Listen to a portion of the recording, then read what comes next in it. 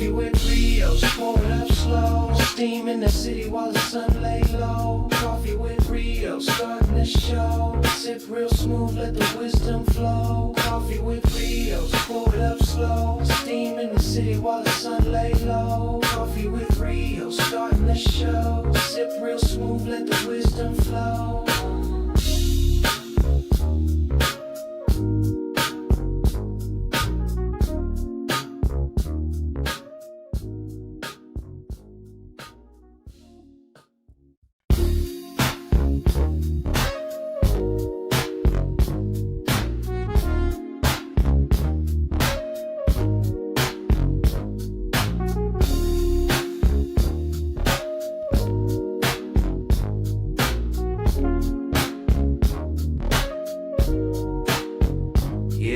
Ghetto cafe in the building, steam rising from the stove. We switching lanes, they don't want it, they just pose for the smoke. If it's about that coffee, we got the roast and the toast. Shots fired from the French press, let it drip slow and boast. Mornings on the west, sun low, but the grind stay woke. Ghetto cafe, steam in the breeze. Cruising through dreams with a mug and some peace. No drama, just cream, we deliver with ease. On the coast where the light never leaves. Coffee with Rios, pour it up slow. Steam in the city while the sun lay low. Coffee with Rios, starting the show. Sip real smooth, let the wisdom flow. Coffee with Rios, pour it up slow. Steam in the city while the sun lay low. Coffee with Rios, starting the show. Sip real smooth, let the wisdom flow.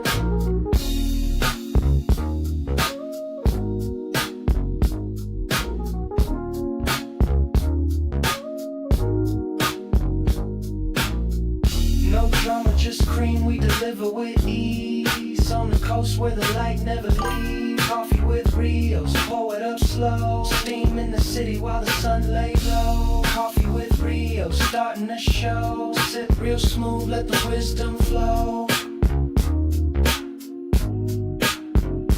Coffee with Rios, pour it up slow. Steam in the city while the sun lay low. Coffee with Rios, starting the show. Sip real smooth, let the wisdom flow. Coffee with Rios, pour it up slow. Steam in the city while the sun lay low. Coffee with Rios, starting the show. Sip real smooth, let the wisdom flow. What's good, everybody? What's happening? What is going down in this world, man? It is Monday morning. This is the AM Wake Up Show, Coffee with Rios, the mostest, bestest, coldest, greatest show, morning show in the whole wide world. Craig, let's go. Ace, the world need the Ace Boys back together. I feel you, dude. I feel you. Keep dropping.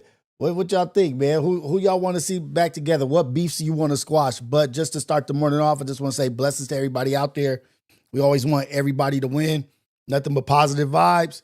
We're getting to the bag, getting to being focused on positive shit. Yeah, we talk our crap, we talk our mess, but it's all rooted in positivity and wanting everybody to win. But what is going on with everybody? How's everybody doing? It is beautiful here in Los Angeles. It was 77 degrees at a high yesterday. Mother's Day was yesterday. Happy Mother's Day. Happy belated Mother's Day to all the mothers out there. People putting their children first, women putting their children first, women out there sacrificing and doing all they can to make sure that their children are being taken care of and giving them the best that they can. So shout out to all the mothers, shout out to all the wives, your moms, your sisters, nieces, whatever. Shout out to all the women out there, all the mothers for Mother's Day. Happy belated Mother's Day. I wasn't live yesterday, so I couldn't give a Mother's Day shout out. But we are here talking about squashing beefs, man. What are the beefs that need to be squashed? Yes.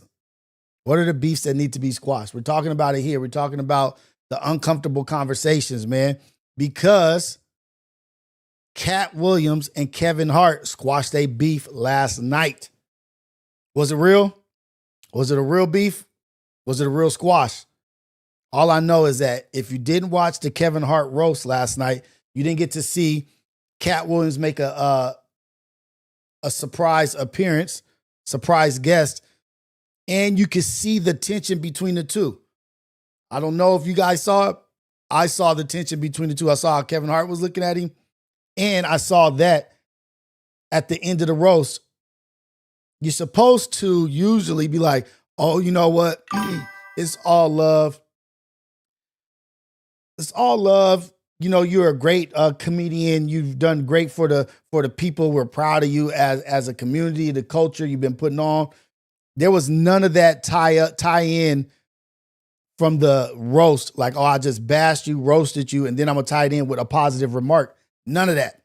Katt Williams pretty much ran off, but as he was running off, Kevin called him back like, hey, man, come back over here, dude. I want to say something. I want to shake your hand. I want to put this shit behind us. And you could see that shit was not staged. That was not staged. Katt Williams was not very, like, I'm not saying he wasn't receptive, but he shook his hand. They gave him a hug and he just ran off into the sunset. Let's go. Let's get to it. And we'll go over all the umbrella stuff, all the beefs that we noticed, all the things. We'll get to the Adam22, the T-Rail. Do they need to squash their shit? Do Stet and the people that he's got beef with, Pun got beef, King got beef. We all got, everybody's, me and Pun ain't got no beef, so you can't say that. Let's get to it.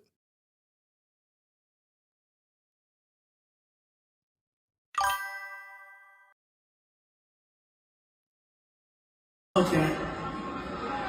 I'm surprised they invited me. That's how little star power you have. They had to start inviting your enemies. I said I hate him. They said, come anyway. For those of you just joining us, Kevin and I had beef. And I'll tell you why. Because privately, this motherfucker stole everything from me. Before he saw my act, he was a 6'3" white man. Kevin only has one rule in his movies. No N-word. And that N-word is no. He's never fucking said it, never ever. Scary Movie 3, Right Along, Night School. He's shooting him down. Hard. I turned down all of them. Because I was not comfortable being a coon. Oh, yeah. Oh. Went right behind me for the same price. Ooh, wait. On him. If you're going to see a Kevin Hart movie, do yourself a favor, see it in a black theater so you can hear words like, I want my motherfucking money back. And I want my money back too. Or this is some bullshit, I want my money back. He was on him. Even The Rock can't save your ass. Hello, Kevin.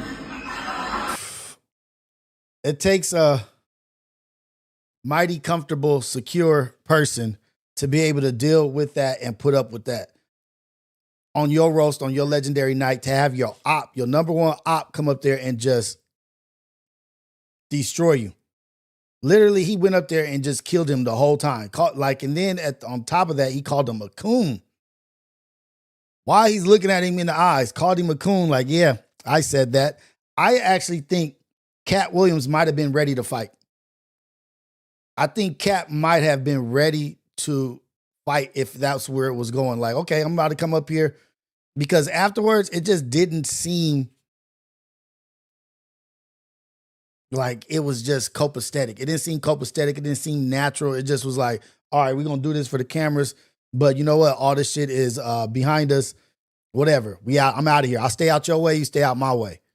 And I think that is dope when people can come to a common ground and say, hey, man, all that stupid shit we on, let's leave it behind.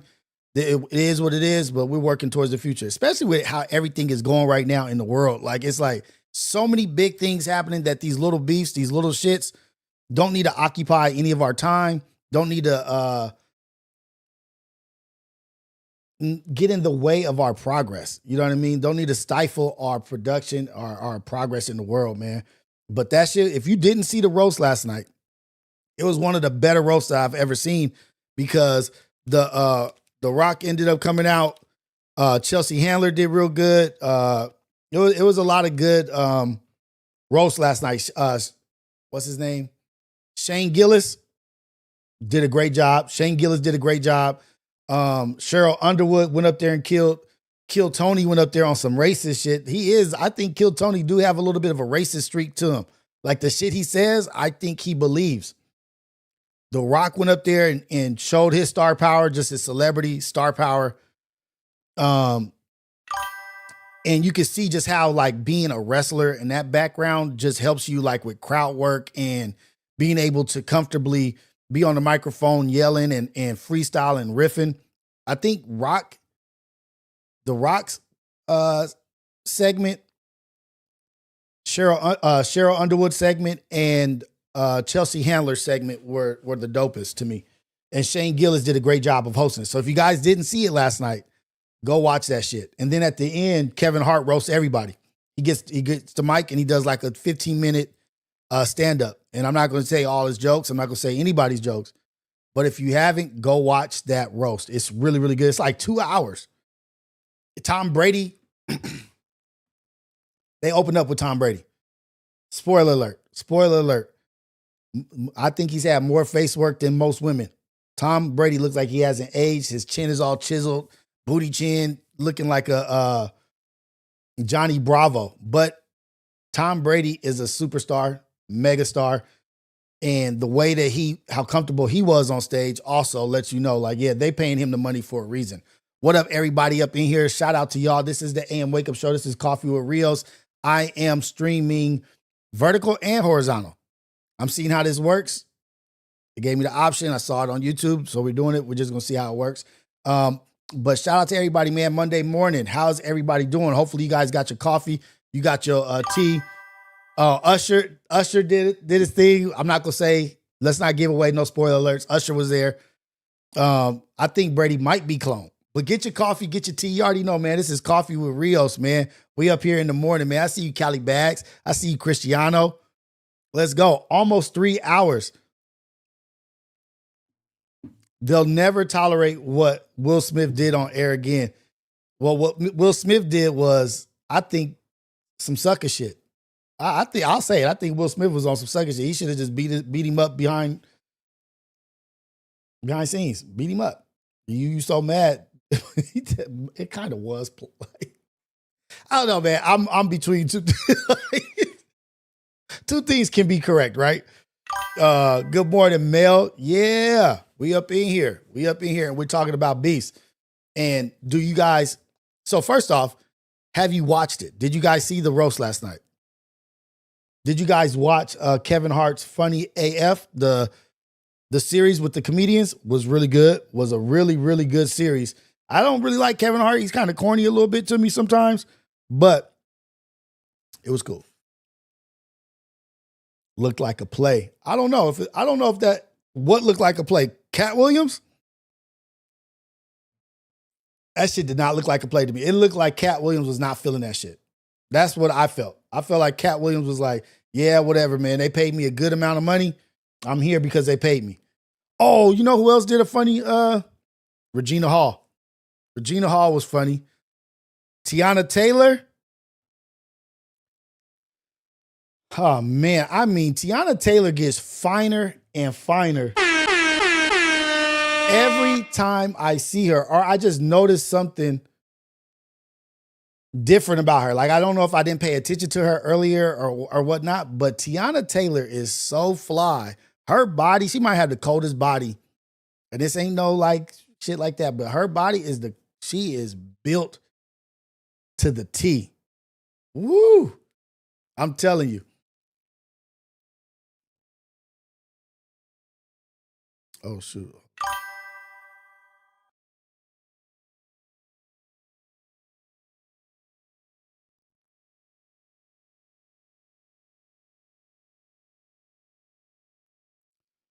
To the T. Tiana Taylor, she did, this is going to be the one spoiler I'll give you guys. Tiana Taylor bombed. She bombed.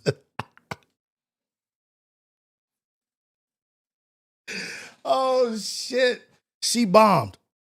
But it's okay. When you are bomb, you can bomb.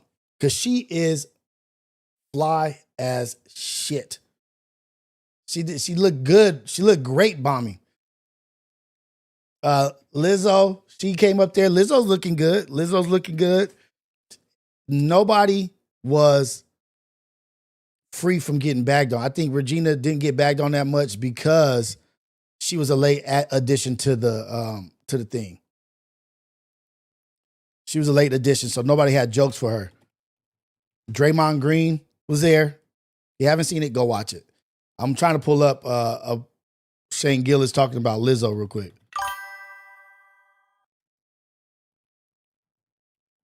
That shit was so funny.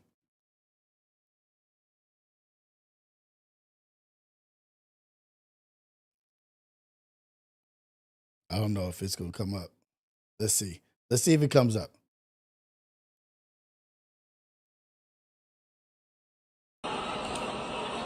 I'm not saying that's good or bad. Speaking of dead kids, she's a big fan of abortions. Chelsea. Hey, man, he was ruthless. I don't give a damn. I'm going to tell, like, the way that he went on Cheryl Underwood, the shit he said, the shit that people said about Cheryl Underwood, but then she clapped back cold, though. She came back cold, represented, but Jesus. I don't know if I could deal with the roast. If I could be that kind of person that just sit there and people just no holds bar, say whatever the fuck they want. I think maybe kids are off limits, but your loved ones, your deceased people, they go after everybody. And what last night made me think about was us. It made me think about us. But yeah, these people are getting paid a ton of fucking money. They're getting paid a shit ton of money. They're celebrities, they're superstars. But it made me think about all the beefs and all the shit that we have going on or outside the circle or whatever that we are held up on, are caught up on these little small obstacles of beef, or I don't get with this person. I don't get along with that person. So I can't do this. I can't do that. Are beefs holding us back? Do you think, that's a question I have for you guys. Do you guys think that beefs are holding us back? And if the beef is so bad, if you're not getting along with somebody so bad, why not take care of it right away? Get the beef out the way right away so it doesn't linger or be over your head and just continuous. Because if it's that much, if it's that bad, you would address it, right? I don't think anything has been that bad where it can't be addressed like Kevin Hart and Katt Williams, man. Like, dude, we're grown. We're old. There's aliens. There's aliens literally being talked about.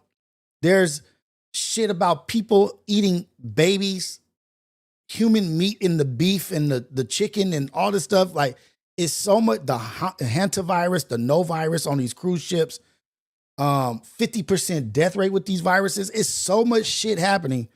Is it time that we get over these beefs, or be man enough or woman enough to say, I apologize, that was wrong, I need to get over it? Or do we stay at a point where we just, if it's up, it's stuck? If it's up, it's stuck. And I only believe really one. I really only believe one is stuck. Without physical confrontation, that it's stuck there. But I'm praying. I pray all the time. I pray not every night for this shit, but I pray all the time that we all get past the bullshit and start winning. We're already in a good spot. We're in a good place, yes. But if we could get past these things, like if Adam22 and Trell, this might be the West Coast thing that we're holding ourselves back by not making the most of the situations. You know what I mean? Like, I'm not speaking for Trell. I'm not speaking for Adam22. I'm just speaking from the outside looking in. Just thinking of the opportunities that are left on the table because of certain dynamics. Is it that serious? Do you guys think that behind the scenes, they actually talk or they get along? Because I kind of feel like AD and the white boy, they moved on a little bit, but there's more of a focal point on Trell and on No Jumper. is it past the point of saying, you know what, we good, we'll move forward. I'm not tripping. It's not that. I don't know if they're tripping anyway, but it's still there. They talk about each other, this and that, this and that. What do y'all think?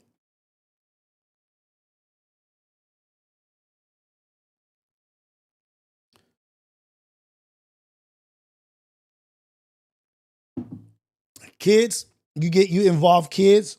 That's a point of contention. You involve kids and talk about kids. That is a point of contention for sure. For sure. Mel says they can move on. Well, Scared Soul says Adam calls T-Rail's son Pauls. Ain't no fixing that. I didn't know anything about that. I didn't know that. That's fucked up. But and this has nothing to do with T-Rail's son. Like, but in general, like if somebody's son is that, who cares? You know what I mean? Like that's a prerogative. That's their son, and we love them no matter what.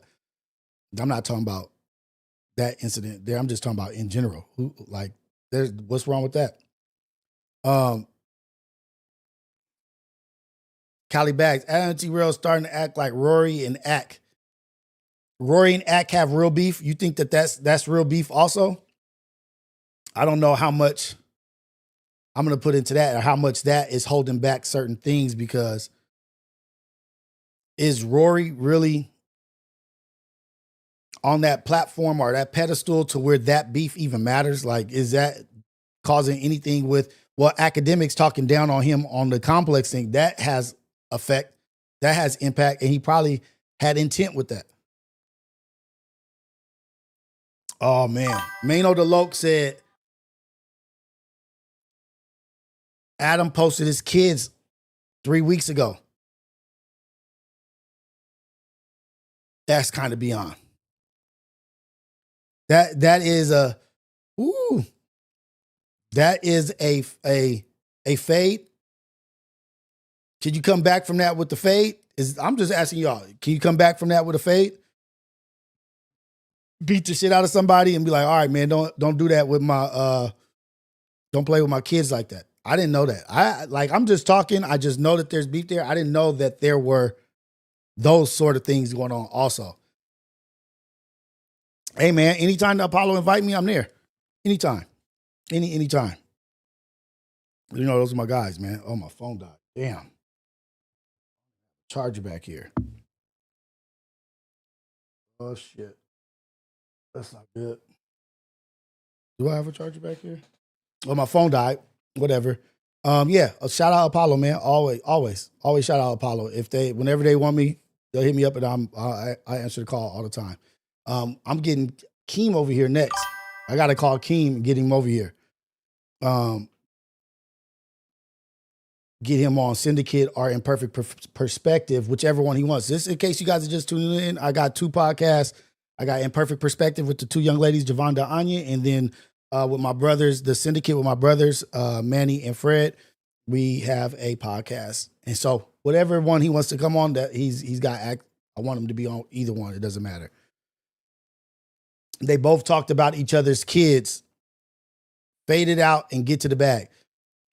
But the reason why I bring it up is this Kevin and Katt Williams thing, right? Now they could do movies together. Now they could do tours together. I'm not saying that they're that cool and they'll do that, but there's opportunities on the table and crumbs on the table that they can get at now. With the West Coast, everybody always down talking everybody. Oh, the West Coast is this. Oh, the West Coast is fake. Or the West Coast is that. They always have negative shit to say. We have enough people against us and that are like oppositions to us that we can't be focused on each other to move forward. I think it would be very important, very influential to me, and maybe that's just my small world that I pay attention to, but the 2 biggest platforms, Back on Fig, No Jumper, if they got over their shit and just started moving forward. Let's move forward. Let's work together. Let's do these shows. Let's do this and that. I think as much as people say, oh, I like Adam and I don't like T-Rail, or I don't like T-Rail and I don't like Adam, they would all have to come together. So JB, okay, We're gonna do call-ins too once I get a charger for my phone. Call-ins. Once I get a charger for my phone, I'll do call-ins. So JB, you say that in the sense of Adam isn't really a representation of the West or part of the culture. But what does he platform? What does he platform? That's what I'm saying. Like, okay, you don't have to be part of our culture.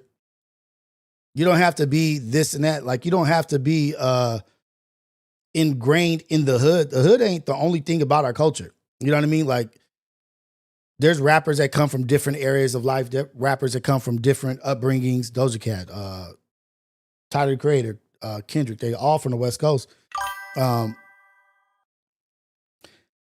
Like, I'm not getting individually caught up on the individual person as in, oh, like he wasn't raised this way. I'm talking about the platform. What does he platform and what does he push? All the guys that's on this shit, are pretty much from the West, represent the West Coast.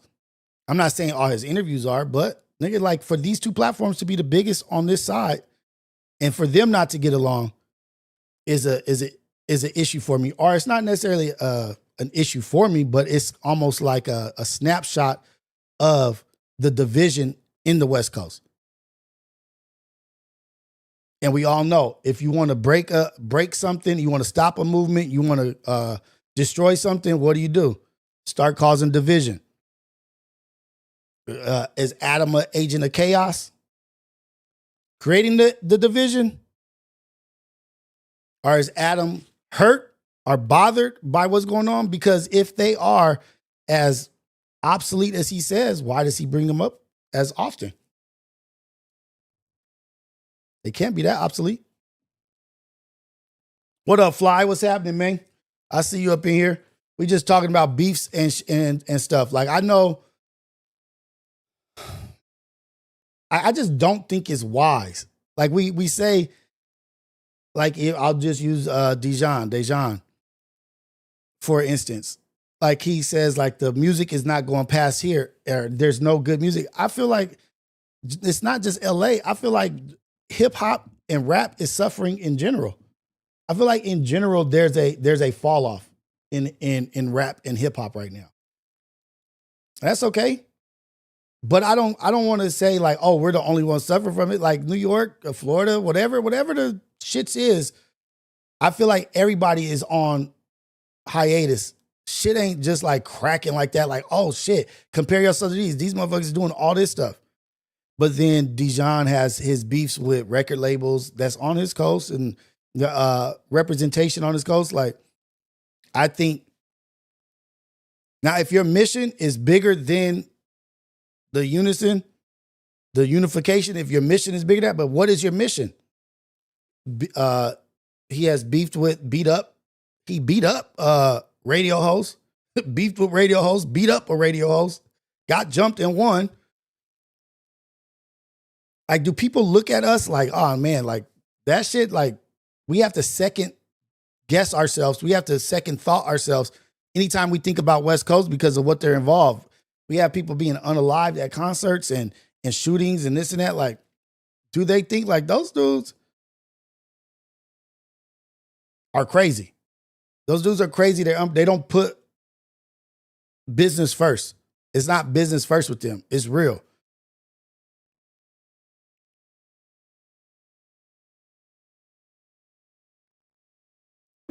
And Mano, and I feel you. I feel you.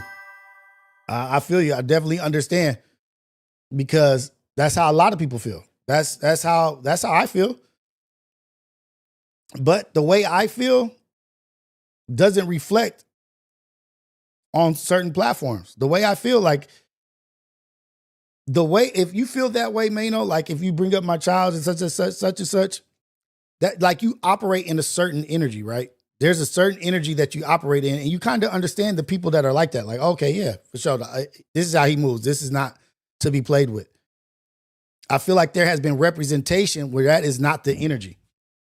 I feel there's been representation where that's not necessarily the energy.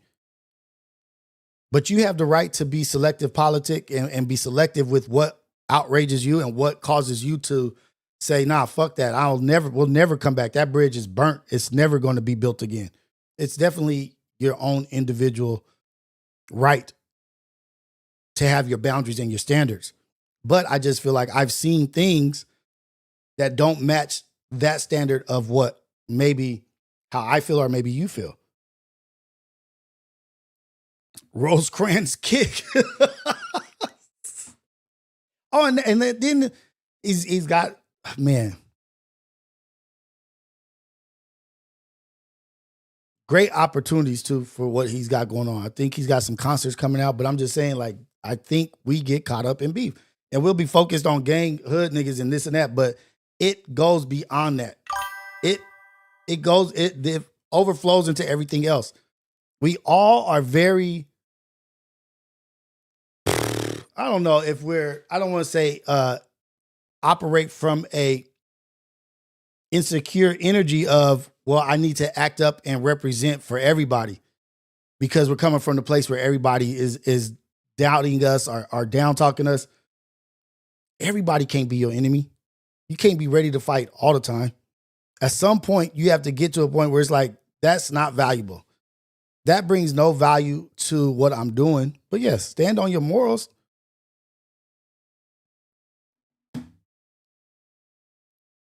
But the shit that y'all bringing up, I didn't know. I didn't know there was kid shit involved or this. I know about kick the girl in the butt or something, like kick the little girl. I remember that, and that was brought up. But shit.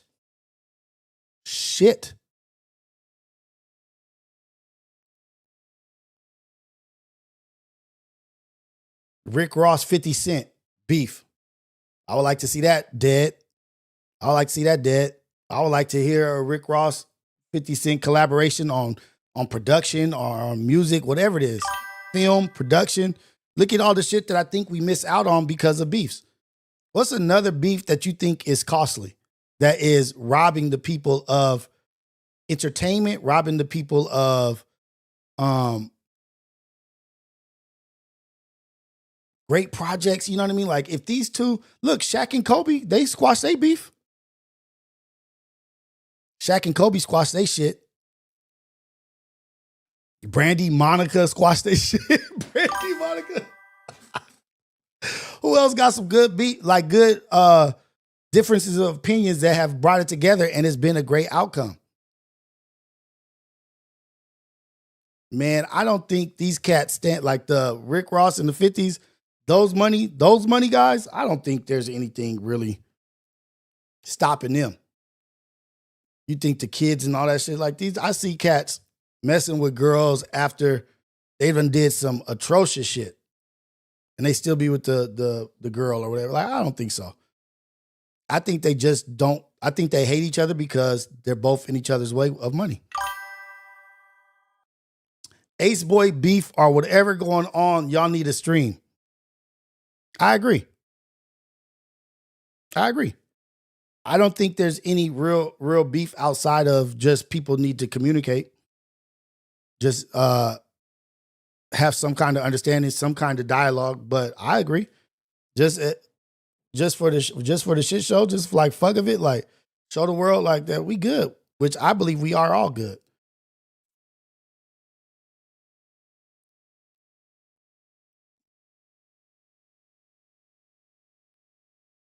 Nas and Cormega, Nas and Jay-Z squash they shit. I don't know if anything really good came out of that. Like, did they really even just...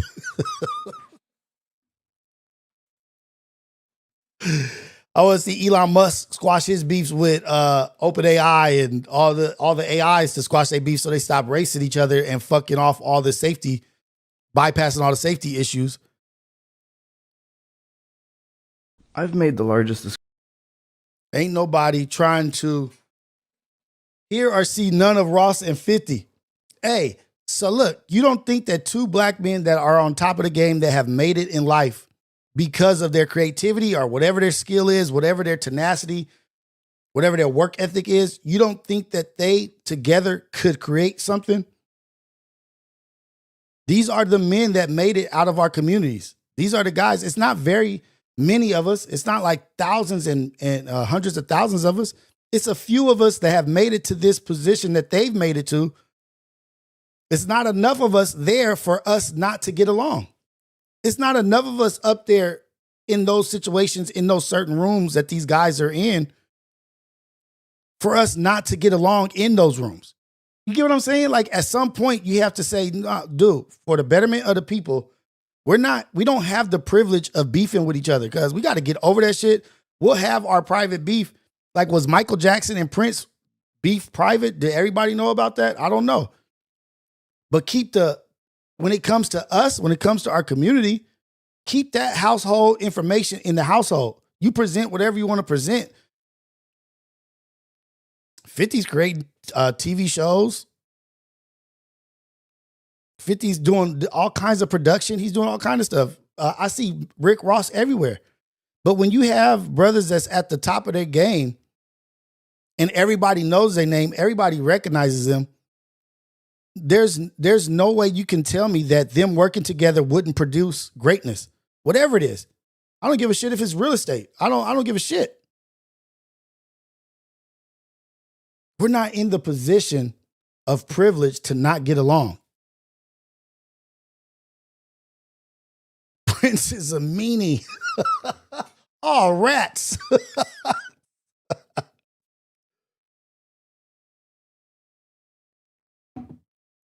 Oh, we didn't bring this one up. I would love for this one to end. Just because Cats is too old to be on this shit. They're too old to be on this shit. I wonder if you guys know what I'm about to say. What is the most relevant, not relevant, prevalent beef that you know is just been ongoing, and when they see each other, it's always up? Two guys.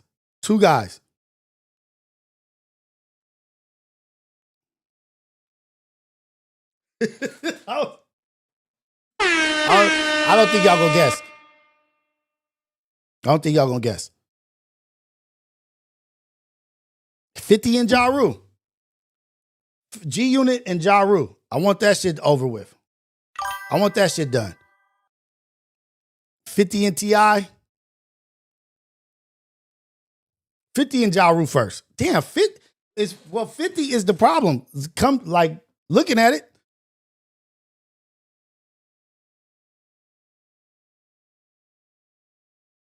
'50's the problem. 50 got to get over like at least 7. He got like 17 beefs. Ja versus 50. Ja versus 50 for sure. That needs to die. Niggas don't need to be 50 years old, damn near mid-50s, getting into disagreements on airplanes and having to get kicked off airplanes because we can't sit in the same airplane with each other.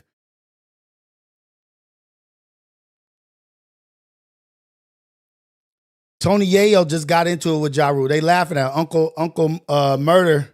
They laughing at him on the plane to where he gets kicked off. Yeah, that's the thing. So big 901. Okay, so 50 don't need them. But they would benefit from 50 Cent though. You know what I mean? Like these cats, they would benefit from a 50 Cent collaboration or whatever. We have to still be picking each other up, man.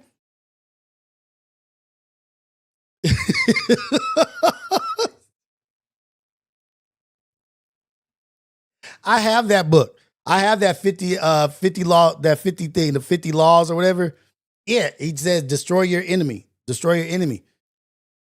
And he's living by it, I guess. But I just feel that we will reap the benefits of a collaboration or cats getting along. Getting along. I think we would just, at this point, just so you don't see the benefit of us coming together, all of us being together, we see it in certain other instances like, oh man, they're creating division. Oh, they're all they're doing is they're infiltrating, causing division. You don't see that in this instance as well?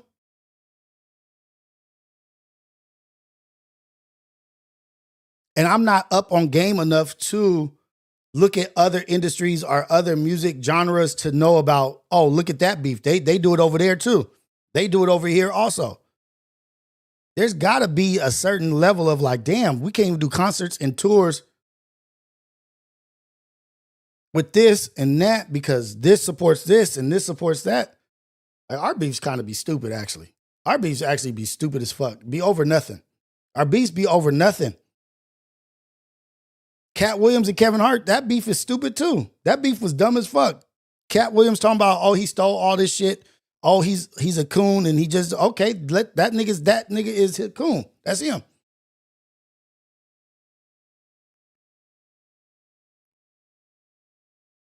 If we could be united, more people outside of Cali would mess with us. I think that would just be a product of us being together. Before we even worry about if people mess with us, do we mess with us? Do we mess with us? Do we come together? Do we even support each other? Before we start looking outwards and like, oh, this coast doesn't do this for us or that coast doesn't do that for us, do we even support each other? What's happening in your backyard? Why you worried about another city over there? Yeah, that's okay. But back in the day, so this is the problem that I have now, right? So we heard Eddie Murphy say on his documentary, if you guys didn't watch the Eddie Murphy documentary, it was really, really good, that when Eddie Murphy came around, Richard Pryor was the man. And at that time, it could only be one black great. It could only be one black great comedian. And that was the one that got all the movie roles. It was one, and you get the movies, and that's it. Nobody else. And that was just the man. We always like, oh, they held us back. Oh, the man did this and this. The man didn't want us to have more. Now, we're in the position where we're holding each other back. Like, nah, don't support him. He's whack. He took this movie or he did this and that. And where we're splitting hairs over spilt milk. Now, how come we can't have a Kevin Hart and a Katt Williams in a movie? Two of the biggest prolific comedians that are still alive right now. Oh, what? Y'all don't get along? Fuck. Did somebody do something to each other? Did somebody do something? No. I just don't like the way he gets down. I just don't like that he does whack movies. I don't like that he just picks any movie that he wants. Or that he does things that I wouldn't do. Okay, that's what you wouldn't do. Yes, 100%. Gang shit is a thing. Yes, I get that. We have to get over that. We have to get over that. And guess what? We get over that shit when we get locked up. When they put us in a cage, we get over it. But when we have the freedom and free will to build, we don't utilize it. It's a lot of shit. It's a lot of shit. To me, and this is my God honest opinion, I talked about it a little bit last week, that if we looked at each other as allies instead of opposition, or I have to beat you, my views have to be better than your views, or look like your little platform and my big platform, and we just was like, dude, what can I do to help that platform? Because them doing good is better for me. Me doing good is better for them. Us doing great is better for everybody.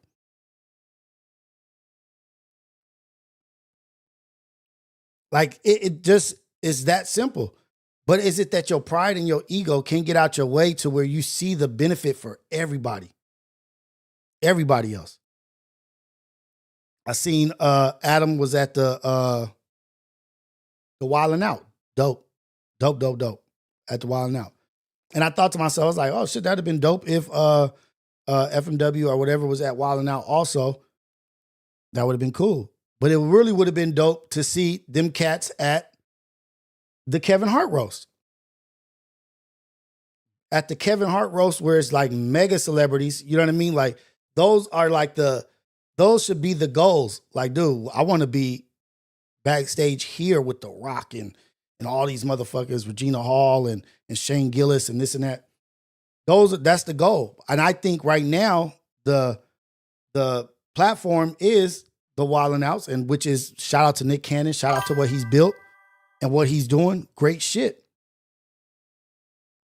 But it needs to be seeking and looking at higher things. Like, dude, we was at the Kevin Hart. Now, if they was together, I'm telling you, togetherness, Kevin Hart roast. For sure. Backstage passes, everybody. Like, dude, we going crazy. We over here with The Rock. Look at The Rock, man. What's up? What's happening?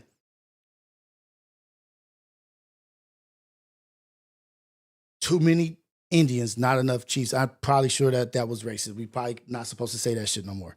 Sorry to the Indians.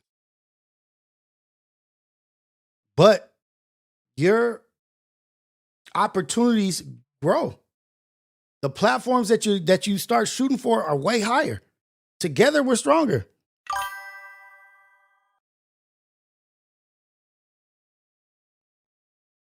We'll never get a movie like Harlem Nights. I thought we just had a movie where the comedians came together. I thought we just had a movie where all the comedians came together. Trump and Elon are back together, man. Trump and Elon ain't beefing. That was some fake beef over that damn Tesla shit. They back together, man. Back collecting money. Both of them getting rich as hell. Didn't we just have a comedy where all the black comedians came together?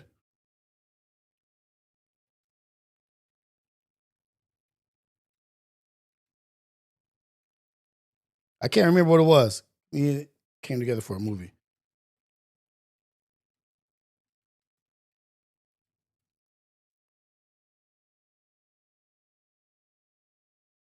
So, stand out? No. See, but then look at that. Even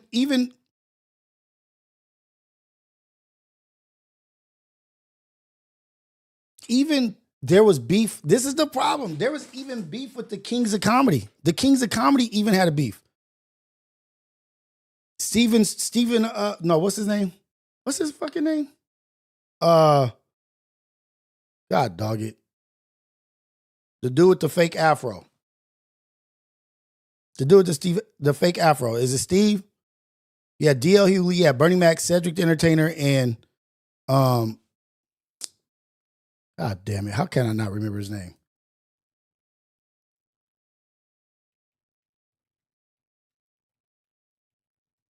We couldn't even get a whole bunch of Kings of Comedy because they was beefing. What's his name? Steve Harvey. Steve Harvey.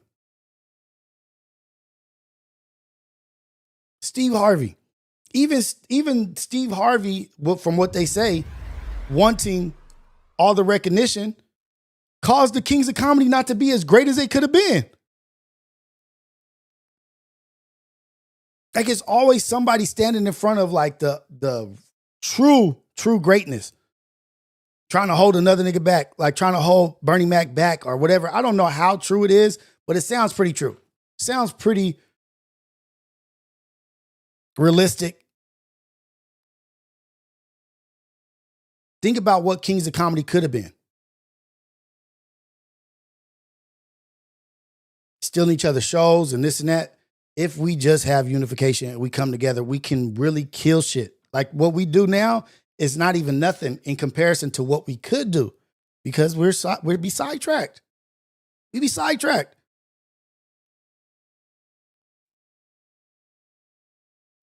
Yeah, that was a rug. His fake afro. Yeah, that like Steve getting in the way. Because it'd be an ego, it'd be a pride there that's stopping or stifling the growth of the whole. You want more than the whole. You want your piece to be greater than the whole. Or you want to have more of a percentage of everything than everybody else. You want your piece of the pie to be a majority of the pie and everybody to split up what's left over. It's not just like, think about the Bulls thing. The guy who owned the Bulls moved on from Phil Jackson because he felt that he wasn't getting enough credit for building the team and we could do this without him. No, you can't. Get that ego and that pride out the way. We could have got a lot more great basketball out of the Bulls. Look at the Cowboys. with Jerry Jones. Jerry Jones and Jimmy Johnson. Jerry Jones was so in need of recognition that he got rid of Jimmy Johnson, who was great, who was winning. Who knows what we would have had if his ego wouldn't have gotten away.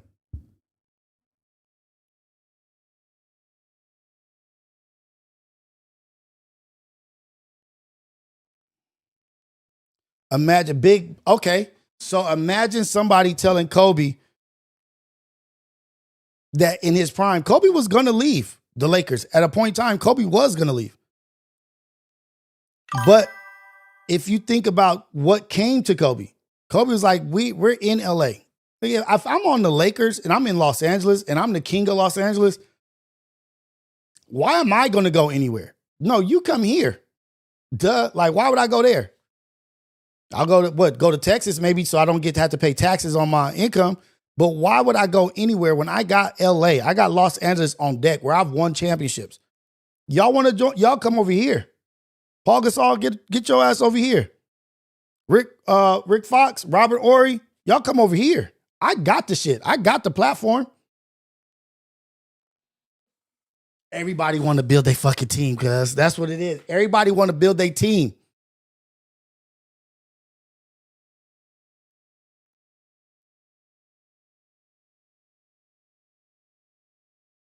Mojo Brooks. I think Fred was just talking about Mojo Brooks. I think that's who Fred. Does he do a lot of crowd work? Yeah, he's good. But you got to have more than just crowd work. You got to be able to be. If you're doing a big show, you can't just do crowd work. Imagine if the NBA wouldn't have hated on Chris Paul going to the Lakers. Don't forget about that shit. Don't forget. I love Kobe. Kobe is my favorite player ever. Kobe had it going on, and Kobe had Chris Paul about to be on the Lakers. And the whole league hated on it.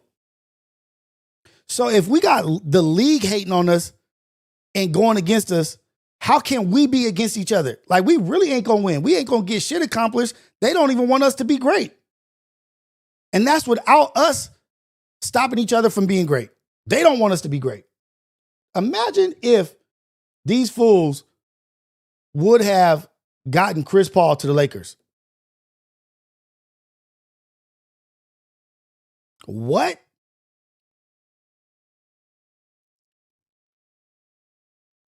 All throughout history, there's tales of arrogance getting in the way of uber success. Arrogance getting in the way. No, I'm gonna do it this way. We're gonna do it this way. Okay. Why? Because this is just why I want to do it. But really, in the back of your head, it's because I don't want them to be able to do it. I want to take all the air out of the room. I want to take all the oxygen out the room so it's not enough left for anybody.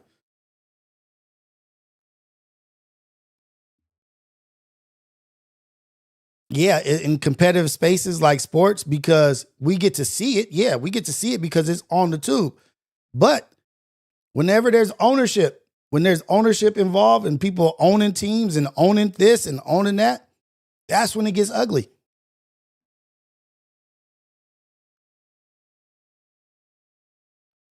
Oh my God, come on. How you Big 909, 901, Big 901, how did you bring LeBron into the hate? Y'all just be hating LeBron, man. It's just straight LeBron hate. How did LeBron hate on that? And if it's a fact, my bad, I didn't know that. But how you bring LeBron into Chris Paul not going to the Lakers?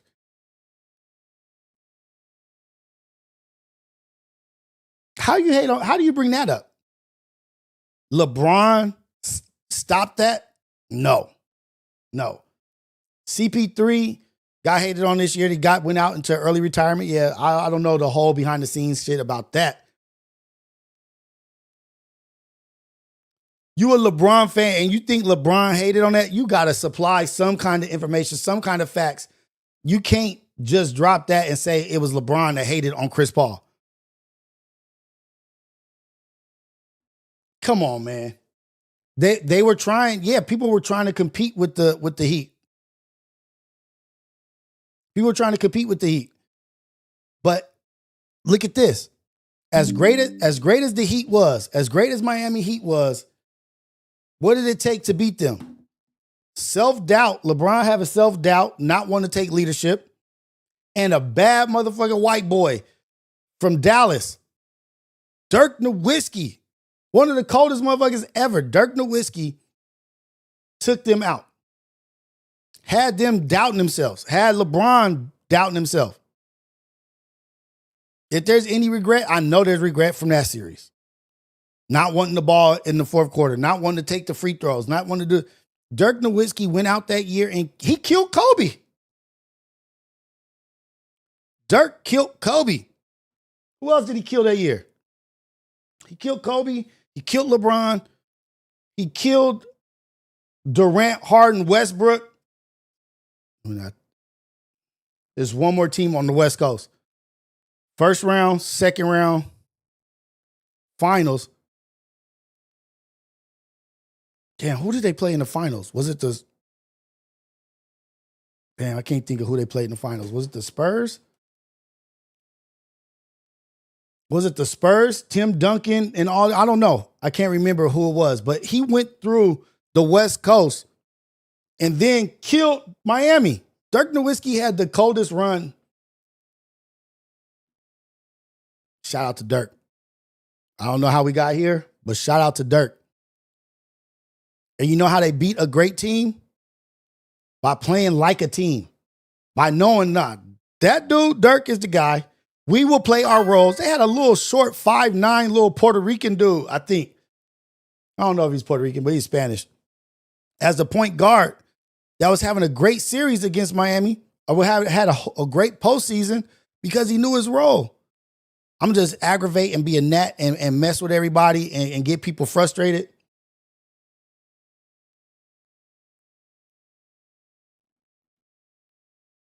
Who else? Sean Marion. The other little dude, bald head, little head, they used to shoot the threes.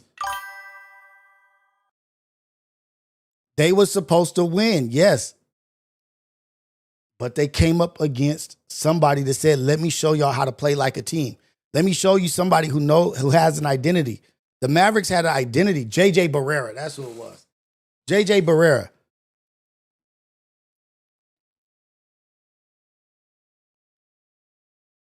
They didn't let CP3 go to the Lakers. They have way more to worry about than just the Lakers. Shit, I'd have let CP3 get out into the West and go beat up on these other teams.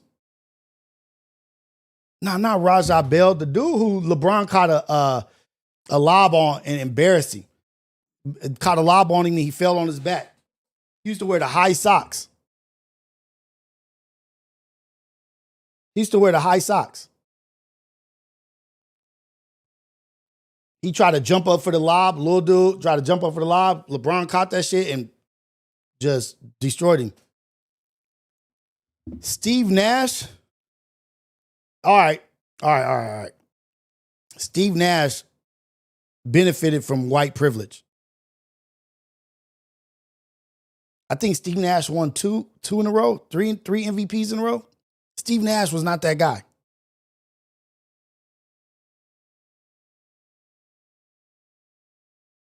The Jet. Was it the Jet? It was not Kenny Smith. Let me see. God damn it. God dog it. And y'all know I love Angel Reese. Y'all know that, right? I just said how much I love Tiana Taylor. I love me some Angel Reese. She just got to double-double. The youngest person or the fastest to get to 50 double-doubles. Angel Reese, shout out. First game for the Dream. Shout out to Angel Reese. It wasn't beautiful. It didn't look good, but she did it.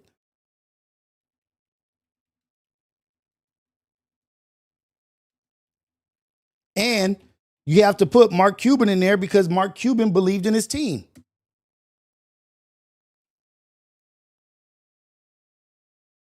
Jason Kidd.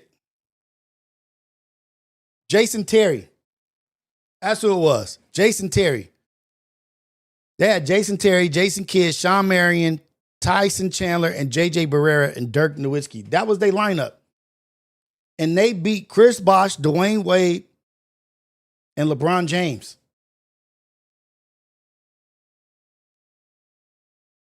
if you think about the years that Steve Nash won the MVP, think about who was in the league killing at that time.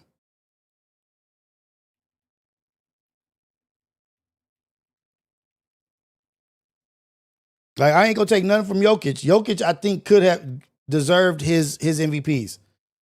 Could he have gone another way? Yeah, but I'm not mad about it going his way.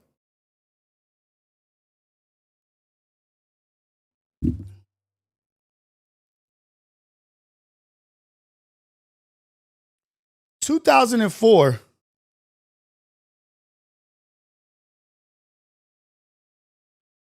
2004-05 season, Nash first MVP where he averaged 15 points and 11 assists.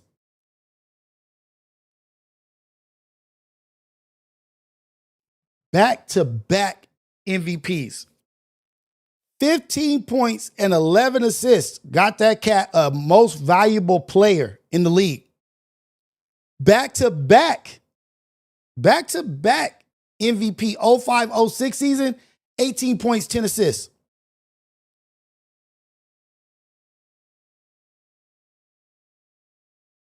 What? Bitch, what? Not hating on Nash. Nash was a good player. But was he the best in the league at that time? Was he the best in the league at that time?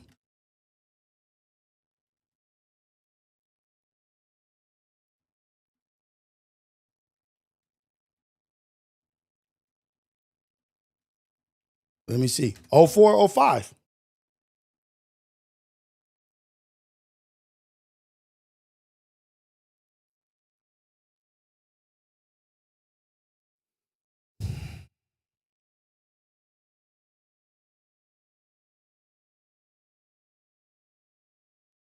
Allen Iverson was averaging 30.7 a game. 04-05.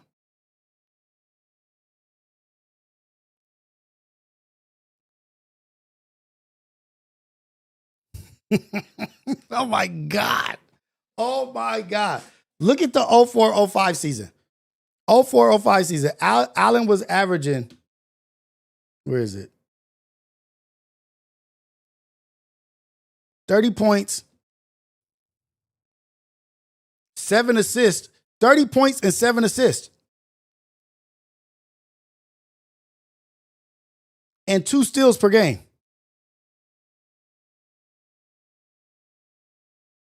He was averaging 30 and damn near, I'm gonna say 8. 30 points, 8 assists, and 2 steals a game. Kobe, 27, 5 rebounds, 6 assists, 1 steal a game. LeBron, averaging 27, 7 rebounds, 7 assists, 2 steals a game.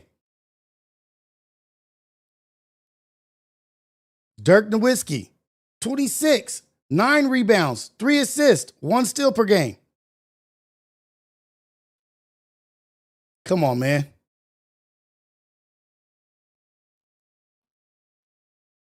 Come on, man. Are you joking me? That's 04-05. That's the season he had 15 points and 11 assists. 15 points, 11 assists. He was better than Kobe, Allen, LeBron, and Dirk. Tracy, Amari Stoudemire, Vince Carter, Dwayne Wade, Ray Allen, Michael Redd, Shaquille O'Neal.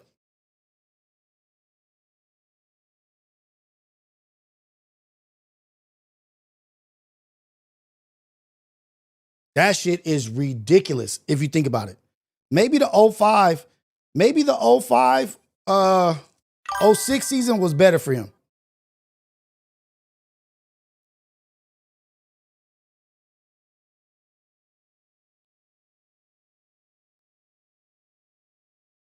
Nigga, what?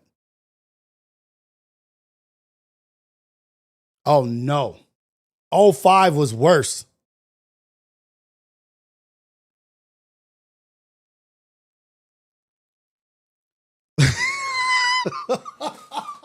Don't ever disrespect Kobe like this ever again in my life.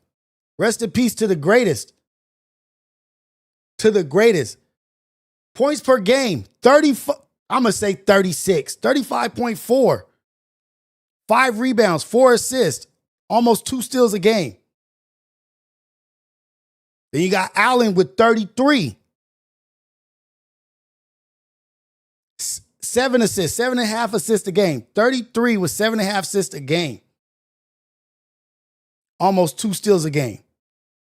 LeBron, 31, 7 rebounds, 6 assists, and almost 1.5 steals. You can shoot for LeBron to get that MVP every year. And on his sorry ass team, he might as well have gotten it. I haven't looked at the chat. I'm sorry. I don't know if y'all agree with me or not, but that was robbery. That's robbery. That's highway robbery. Steve Nash averaged 18 and 10. Who's tripping? Me? I'm tripping? Yeah, right.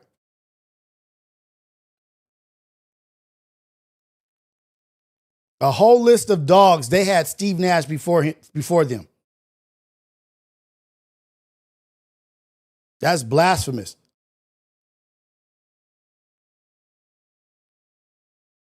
Steve Nash wasn't even in the top 25 scorers.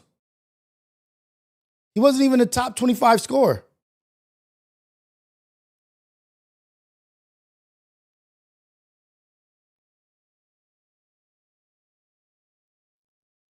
That pisses me off now that I think about that shit, because I brought this shit up a long time ago. Long ass time ago, I brought that shit up. Allen, Dwayne Wade, LeBron James, Joe Johnson, Gilbert Arenas. Fuck, man. 2 seasons back-to-back. Robbery. Shout out Steve Nash. Bad coach, too. Shout out to Steve Nash. Whatever, dude.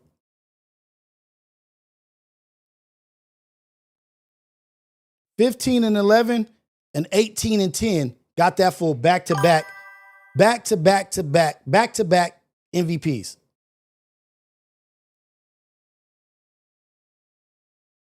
That's because they was hating on Kobe. You know why they was hating on Kobe? We all know. I ain't going to talk about it. I'm not even going to talk about it why they was hating on Kobe. Because it wouldn't have looked good on the NBA. Oh, he has this. Not guilty, fool. Not guilty. Always be on the try. This is your thought process. This is your thought process of what it needs to be. I'm always trying to be on the right side of history. I want to be on the right side of history. Every time. We'd even talk about the Kendrick and Drake beef and what I think is going on with this Drake shit and how everybody is changing thought processes and ideas about what Drake is going to do in the album and this and that. You got all these, excuse my language, you got all these dick riders coming out of hiding. You got all these dick riders coming out of hiding right now. All in anticipation of this great album. This is, somebody said, I forget what that dude's name. I think he was back on Fig before. He said this is the most important album in hip hop history.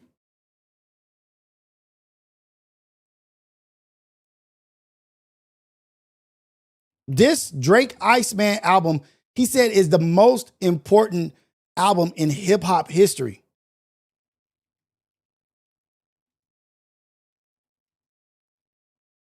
Y'all go ahead and discuss that in the chat. Y'all discuss that. Is this the most important album in hip hop history?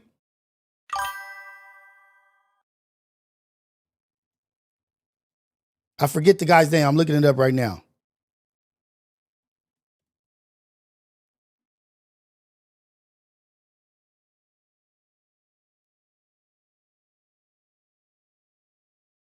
Ray Daniels. Ray Daniels said it. Ray Daniels said it. Iceman album. I think this Iceman release might be the most important release in the history of our culture. If this album doesn't go, nigga, I want you guys to understand what's happening right now. Imagine you're going to bank saying, I want to open up a restaurant, a fast food restaurant, and McDonald's just shut down. nobody's giving you money no more. If Drake doesn't work, y'all rappers are fucked. If Drake doesn't work, y'all are fucked until the next hero come. And I don't see him nowhere in sight. No. So I pray the Iceman work. So hip hop needs a hero. Hip hop rap is so volatile and so weak. Rap is so weak and volatile that it needs a hero for people. Nigga, if that's the case, hip hop is fucked even if he does win. What the fuck? If hip hop is based on Drake having a amazing hip hop album, then hip hop and rap is already fucked. If they have to hang their coat on Drake having a successful album, so what you're saying is hip hop's been fucked for a long time then. Work because we need it. But if it don't, oh my God, y'all. I think hip hop might really be dead like rock. No bullshit. That's how important it is, because what's going to happen is if it doesn't do good, all the beige people are going to leave hip hop. That's a fact. They gonna go back. All the beige people going to leave hip hop and going to go back to their sisters. And all those people in the hood, you know what I mean? When I say beige, you know, brown paper bag, because everybody's brighter in the bag, going to leave. Everybody's darker in the bag, we going to be stuck here fighting to get heard again in the white man's world, because I'm telling y'all, I just want to say that, bro. Like, it's weird that people think that I'm not a Drake fan. But what I did for Drake is what you just did for me. I was just holding him accountable. I don't hate the man. He's a necessary fucking character in our culture. I just hate that he lost and didn't admit it. Yeah. That's it. It's like I know all his albums, word for word. It's just, how can I respect you as a leader in the all culture his albums, word if for you word. took a L in front of the world and you don't own it? If you like this content, become a And you want him, you just said all that, and you want the rap and hip hop world to hang their coat in that closet. He is waving the white flag, yelling out to the world, support him, no matter what, support him. We're going to lose all the beige. We're going to lose all the light skin. So only light skinned people only support Drake.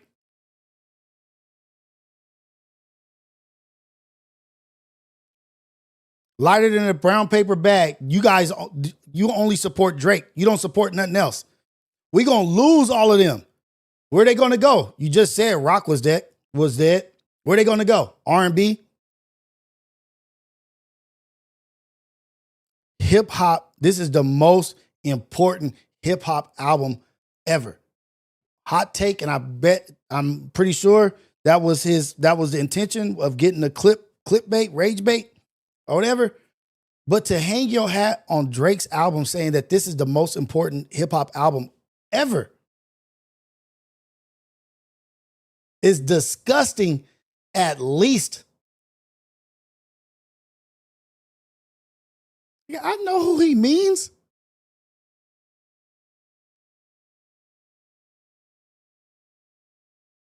So white people only support Drake is what he's saying. That, like, the fact that the music manager or whatever he does, he's an important guy. I've seen him on different shows having good takes, and people respect him a lot. But for him to say that shit is disgusting, cuz like, you might as well just say hip hop is already dead. Because if they need a hip hop savior to come out with a good album, yeah. If anything needs one thing to survive, yeah, you already dead. You already on life support. It's already on life support.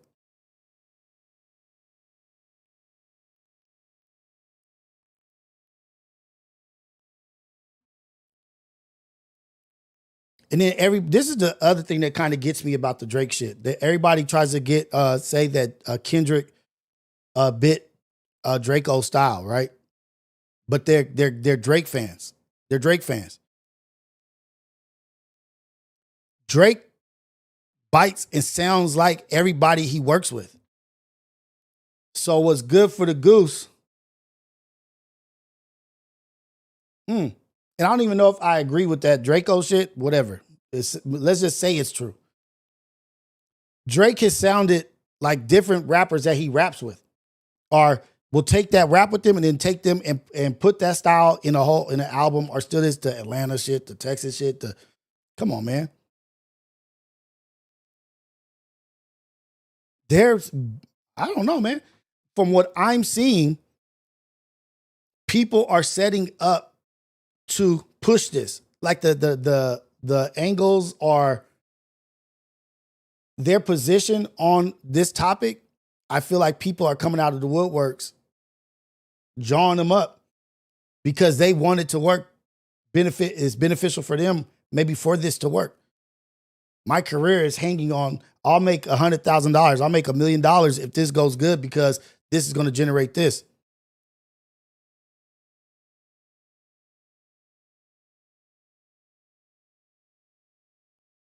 That's all he does. And he has ghostwriters too. People writing this shit, and people want to talk about Kendrick on the Draco thing, but this dude has made his whole life about being a sponge. His whole life is a sponge. His whole life is him not being him. The closest thing to himself that he might have been was the nigga in the wheelchair. That might have been the closest Drake was to his real self, was playing the character in the wheelchair. Shit is a trip, man. Shit is a trip, man. Oh, shoot. And yeah, I'm anticipating the album. I am anticipating Drake dropping this album because people are dick riding so hard that if he doesn't do well on this, I would like to see the people lose their mind. I would like to see the people that are banking on this being great just like losing it, just like, oh, it's over. It's over for us. I don't know. I want to see it do whatever it's going to do. But do you think even if it's whack, even if it's garbage, do you think Academics and Flacco or these other people like that are Rory, Maul, do you think they'll call it trash? Do you think they would even call it trash if it is trash? Are they going to do all they can to save this shit?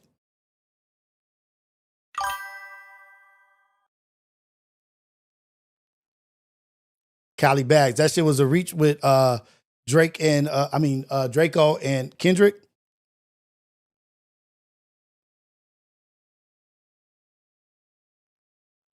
The other shit that messes me up is when, like, I think it was Terrell, Flacco, and Jack. Terrell, Flacco, and Jack are having their podcast, and Terrell is debating Flacco on albums being successful and what's not successful, and Flacco was giving value to the album only based on record sales.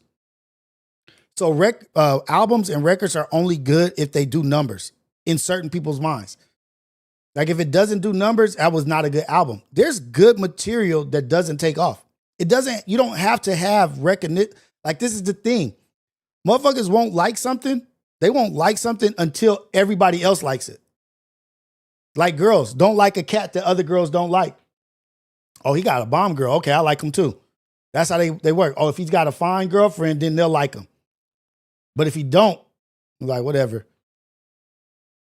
He based it off of, and he kept saying that. He was like, oh, so you're saying that it didn't get this many numbers, so it wasn't a good album. Like it wasn't good just because it didn't do numbers. They won't look at something. They won't even recognize something if it doesn't already meet a standard of just analytics. Who is consuming this music? Who is saying this music is great?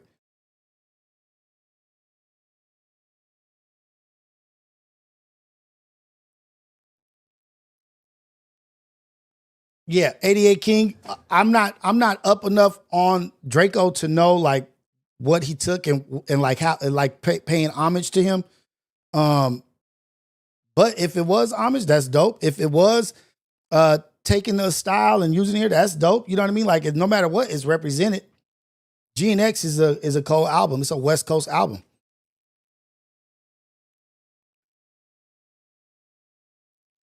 And that's what Tyler, that's the shit that I'm talking about. Like I think my live stream and podcast, I think my shit is dope as fuck. And other people think it's dope as fuck. A lot of people that matter think it's dope as fuck. But the sheep may not think it's dope, or they may not even give it any attention, because I can't pay attention to that till it has numbers. I can't pay attention to the stream because it doesn't even have the numbers. Oh, Trevor said something about that. He was like, it was Trevor and Moose Man. Shout out to Trevor, the VBC. He had Moose Man on, and he said, if a podcast don't have 15 catchy entertainment points, it's not good, or he can't watch it, or it's not going to take off. Not that he doesn't like it, that it won't take off. And that if a podcast doesn't have enough views on like its clips or interviews, he won't even go check it out. If there's not enough views or enough clips, and I may be misquoting him, go look at it for yourselves. I don't have a clip, so I don't know exactly where it is. But saying that if it doesn't have this amount of views or this amount of this on such and such, shout out to Mel Strange. Thank you, man. I appreciate it. Chili ×6 Jules. Thank you. Thank you. Damn, okay, for sure. Shout you out, man. I appreciate you. All the super chats, all the gifts, appreciate all that. Thank you so much. That if it doesn't have numbers, it's not validated. It has to be validated before I pay attention to it. That's a suffering. That's what's wrong. Nigga, there's so much gems and jewels in Syndicate and Imperfect Perspective that people will miss out on because motherfuckers is not catching the clickbaity shit. What up, Jeff? What up, man? So if it doesn't take off, if it doesn't have a team, because they were talking, this is where it was at. They were talking about Duno and Jakarta. Shout out to Duno and Jakarta having a successful stream or podcast. I'm not sure what it is. It's either whatever it is, they're successful, and comedy tour. But he was saying like, oh, I don't know how they're going crazy because they have to have somebody clipping their shit and a machine, a mill pushing their clips out, paying people to push their clips.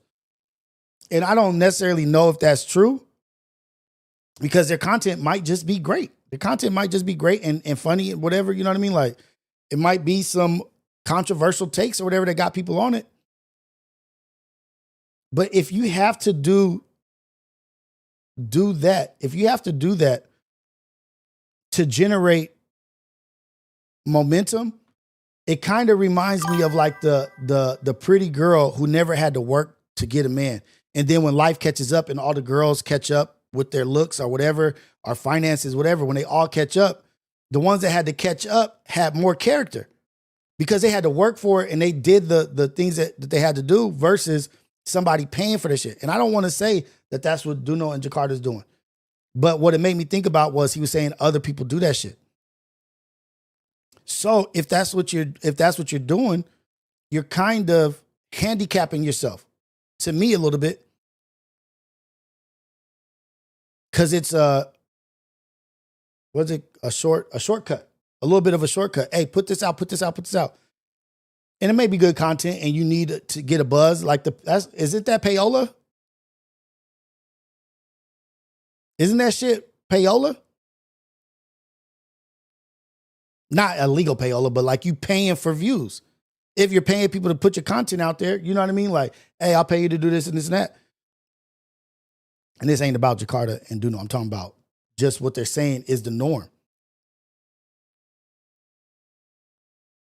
That's because humans are doing this thing called, this is Cali Bags. That's because humans are doing this thing called doom scrolling, mindlessly scrolling, looking for the next high that get from this. A 40K view clip will be more enticing than a 4K view.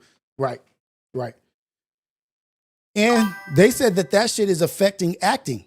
There can be no dead space in acting in a movie. Like there can be no moments where there's not something being said or happening in movies, where that takes away from the acting and like the pace acting. Like, oh, the pace is pacing, where the director's telling them like, come on, you got to move faster, get through this script faster, because if you don't talk, you're going to lose the audience. Ain't that shit scary? You telling these high tier, top tier actors, hurry up because you're going to lose the audience if you don't keep the pace of the dialogue. Keep talking. No, don't. I think Jamie Foxx was talking about that shit.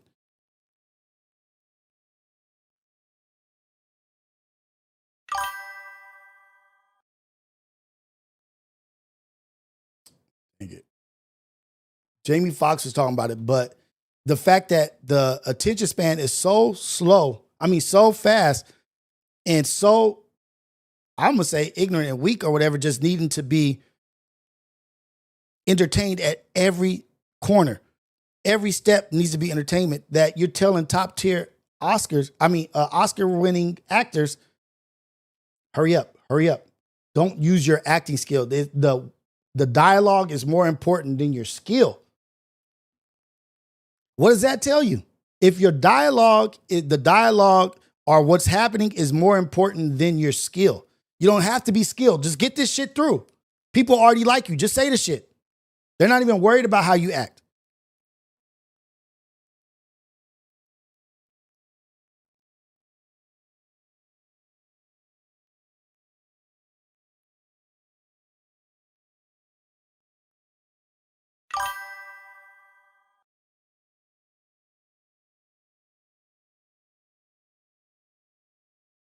Do you feel me?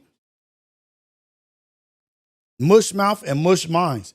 And that's what we're combating with our children right now. We're combating the shorts. Just scrolling through shorts. Streamers go through that every day. Yeah, they go through that every day, but then they start, are you going to start changing the way you do things? Are you going to start changing the way you do things for views? Are you going to be more high impact, more this and that? Are you going to be clickbaity, or does your message have some kind of intent behind it? Like somebody would be like, Rios is clickbaiting with the thumbnail because I put Adam and then back on Fig No Jumper, but because I want those two to come together and those two to squash whatever they have. So as a whole, we all can move forward. We're going to move forward anyway, but we might as well move forward together. Like when the real battle comes, when the real war comes, when they start saying, oh, they don't have shit. They don't got nothing going on, is because it's so segmented. We're so segmented. You can't like both. You can't like both. You can't like all three.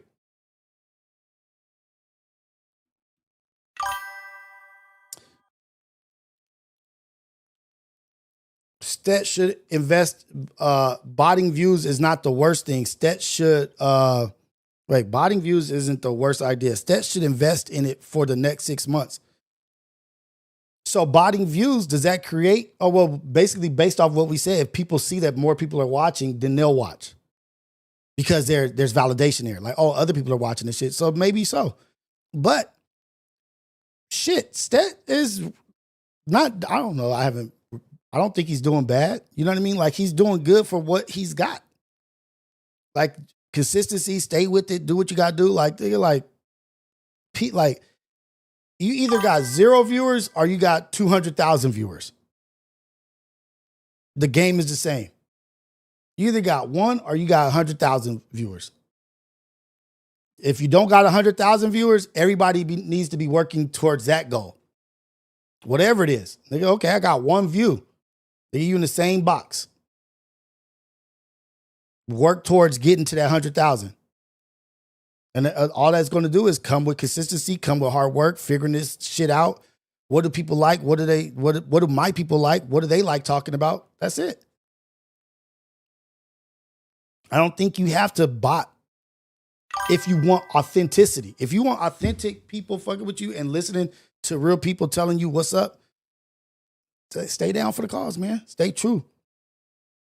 I don't think he needs to do that. You know what I mean? Like, that's only do that if it's that important to you. If you can't deal with those numbers not looking like what you want them to, nigga, I'm comfortable. And you to talk to the AM Wake Up Show, Society of Freedom Media right here, Society of Freedom, Ghetto Cafe. Whether it's 10 people in here or 124 people or 300 people, where it used to be before I was like dialing shit down, like, no. It's the same work ethic. It's the same energy. Like, I'm going to give you guys what I got because no matter what, it's us in here. It's my people in here. It's us. It's families, community. It's us trying to build back better. What up? Why? What's going down, King? Don't consume yourself with other people's perspectives. That's what fucks you up when you start consuming your thoughts with other people's perspective of you. Nigga, how did you get here? Who were you when you got here? Because that's who got you here. Why, when you get here, you gonna start being somebody else? Being that somebody else is not what got you the position. Shout out King, man, for emotion. People want to start worrying about people's perception and perspective. If you stay a cool person and solid in your stance, that's the win. That's the win in itself. Botting shit and doing stuff like that, I don't think that pays off because in the end, in the long run, shit is going to drop off. Shit is going to drop off. People are going to be like, oh, look at those numbers. Those ain't real. That shit is this and that. And then the real support is going to be there. But fuck it. Get down to your base. Get down to your base support. What up, base? What up, few niggas in here? What's happening? What y'all going through?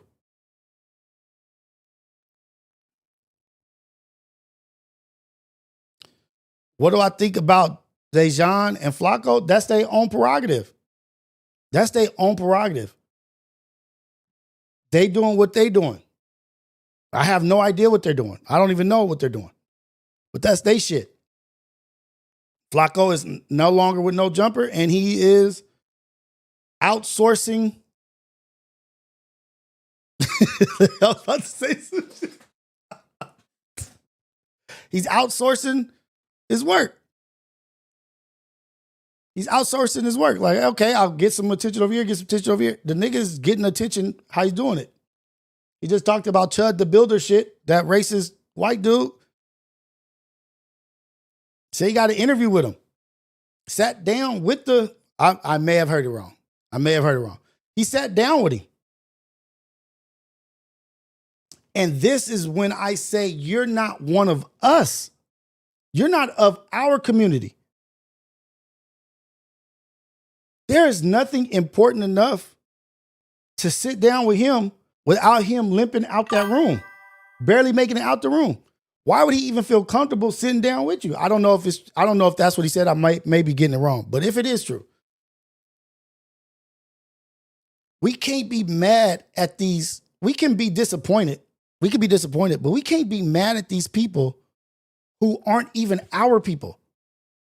They say all skin folk ain't kinfolk. Like, beyond that, nigga, there is nobody in our lives that are vouching for you or saying, yes, this is a stand-up character. This person, he helped this person, or he helped her across the street, or he did this with groceries for this. What aunties are behind you? What aunties? What uncles? What grandmas? What people that matter in our neighborhoods that love us, love you? Which one of our loved ones love you? What park you be at? Where do you play basketball? Where do you hang out with your nieces and nephews and teaching them how to ride a bike and teaching them how to play basketball with other people in the community? Where is your community? You don't get to just come on here and say, I'm for the people. What people? What people? Where are they? Where are the thank yous? Damn, we needed that. That was what's up. He came, he did this and that. And that's for all of us. That's for everybody, not just him.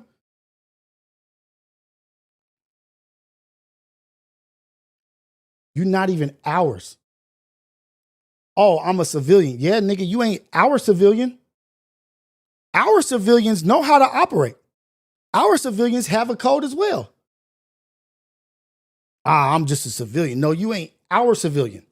I don't know whose civilian you are, but you're not ours.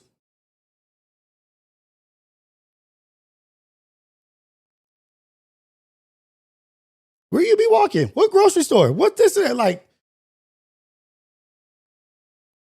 what cookouts? What interactions?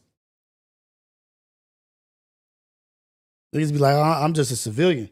And there are some civilians that are our civilians. And we understand it. Like, yeah, for sure. But guess what? Our civilians is with that. Just because somebody says that, this is how I think they think. The outsiders, when they say they're a civilian, I think they're saying that they're not with the business. Boy, if you don't got shit fucked up, I don't know who does. Our civilians are with the business. They're not sitting down with Bob the Builder as you're disrespecting and doing this and that, this and that. They're not sitting down. They're not promoting that. And then he said, this is the crazy shit. I wish I had this shit clipped up. He said, I didn't release the video because he was talking about the little hat people. Why you, he didn't even want to say he was talking bad about Jewish people. Why would you call them the little hat people? Say, I didn't release the video because he was talking bad about Jewish people. Not that you didn't release the video because he was talking shit about black people. Oh, shit. Like, not, I didn't release the shit because he was saying shit that was so bad about us. No, that he was saying shit bad about another. So what can somebody say and do that's so bad against us that you'll leave them alone?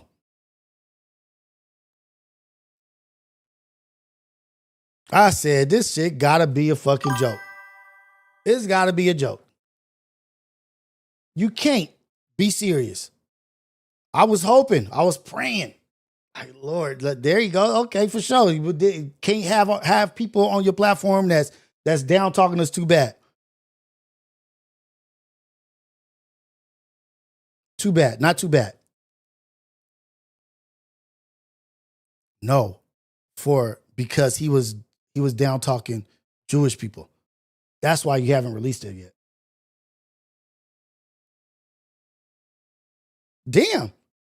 He ain't said enough bad shit about black people already to make you not want to release it just before he even sat down with you. He should have said enough shit that make you be like, nah, I ain't fucking with Gus.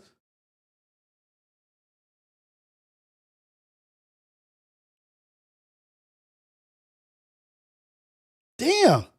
It makes you put things into focus. Like, oh, okay, it ain't about us, but you say you one of ours, civilians. You say you a civilian. You want the best for us. Maybe in your heart you do. Maybe in your heart you do, but actions speak louder than words.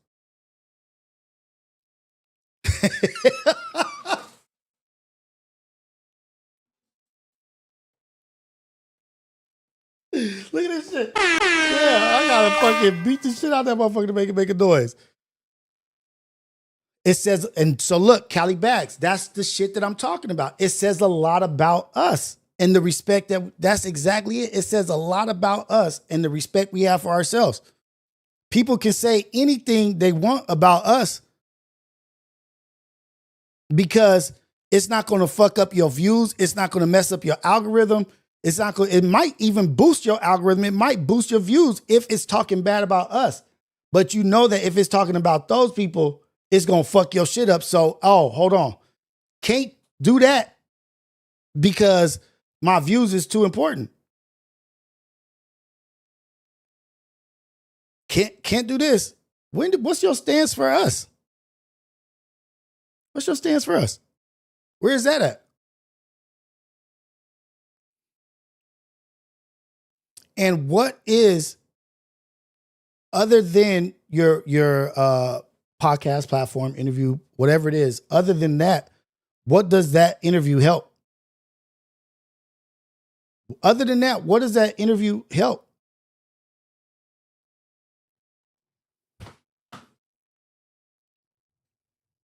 He said 200,000 views in less than 24 hours. 200,000 views in less than 24 hours is what I got. So it's hot.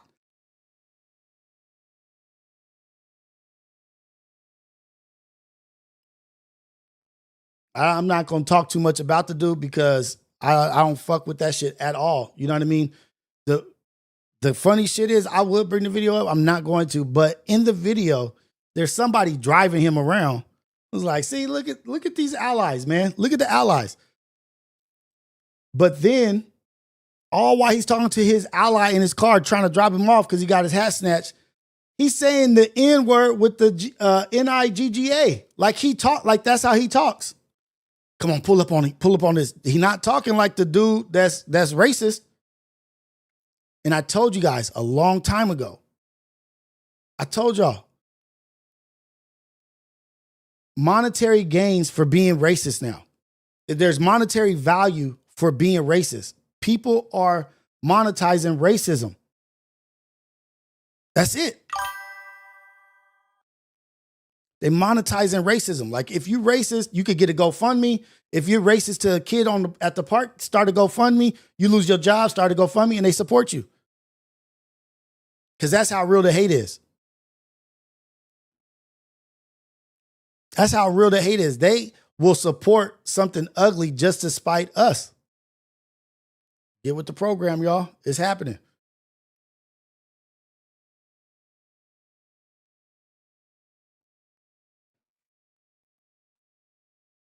There's such a thing as a real ally. There are real allies in the world.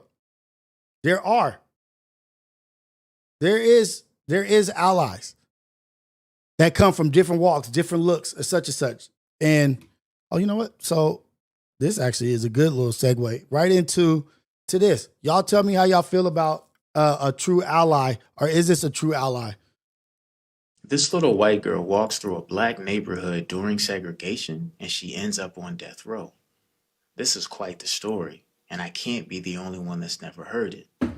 So she was born in Arlington, Virginia in 1941, and when she was 10 years old, her friend dared her to walk through a black neighborhood. Now this was a serious dare because this was during the height of segregation, but she accepts. They walk through the neighborhood and she can't believe what she sees.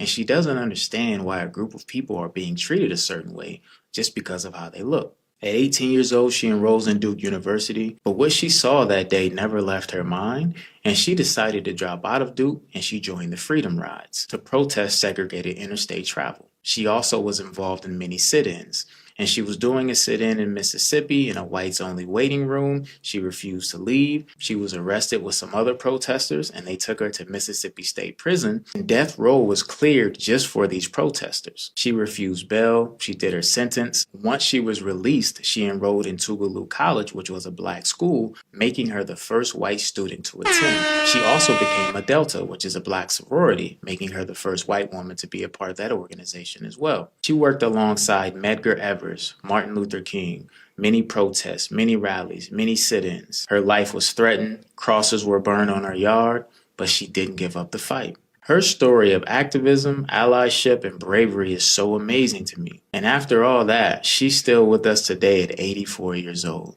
Her name is Joan Mulholland, and I want to give her the biggest shout out ever. Her story is so dope to me. This little white... That's vicious. True, there is true allies out there that putting their life on the line because they see what's wrong. It ain't just lip service or somebody saying, I'm trying to help our people. Who are your people? Who is your people? Because I don't see you sitting down and breaking bread with none of the people you calling your people. Where they at? Interesting. Maybe you are. Show that shit though. Show that shit. Show the bread you breaking with our people, our civilians. What hood, what neighborhood, what are you doing? Where is it? Or is it just lip service? Lip service ass people. This is something that I wanted y'all to look at. This little girl had the energy. She said, "Oh, y'all want to?" she might grow to be an ally. Oh shit! At the park. Yo, Yo, what the fuck was that? Yo, what the fuck was that? He said, let me get this jacket off. Hold on, man. Hold on. Let me get this jacket off. You in trouble when I get this jacket off. Yo, what the fuck was that? Come on, what the fuck was that? Feel like a monster on some gully shit. Where you think you going? You can't escape this crump. I made that fucking fitted split. Arms She chasing her with the crump. Let me get my phone. Let me tell the homies about this. I just served this girl at the park. I just served her at the park. She's standing with her hands on her hips like, what you got for me? Oh, she has some shit for her.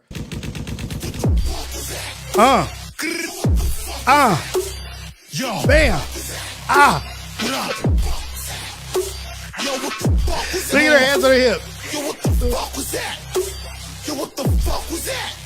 Come on, what the fuck was that? Oh, you gonna try to ignore me? Let me get in between this. I made that fucking fitted split.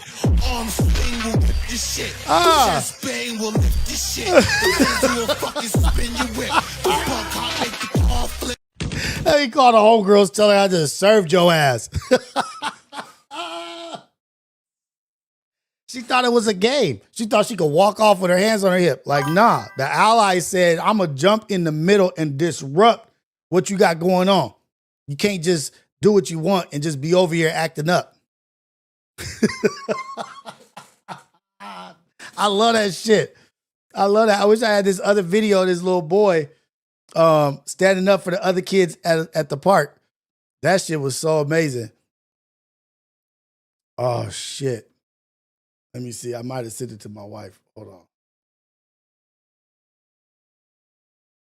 Oh, that's what I do want to look at. Never mind. This is what I do want to look at. Hold on. I'm wilding, huh? I'm wilding out. They envy us. They're obsessed. It's an obsession. They don't hate us. They don't hate jealousy. It's jealousy. They envy us. They envy us. There we go. Hold on. Shout out G Malone. Got an album dropping. G Malone has an album dropping. Shout out to him. Shout out to G. Hold on.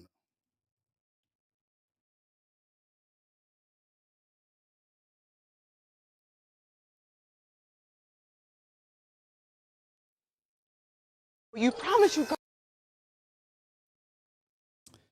This dude is on probably like the most historic run ever. I don't know if ever. But as in content creator, comedian, on the internet, social media, this dude's run is epic. I can't compare it to anything else. But you'll see. Maybe some of y'all will catch the tie-in. I don't know. Y'all might catch the tie-in, y'all might not. But I ain't gonna point it out. Rudy, stop talking like that. You ain't going to no big city.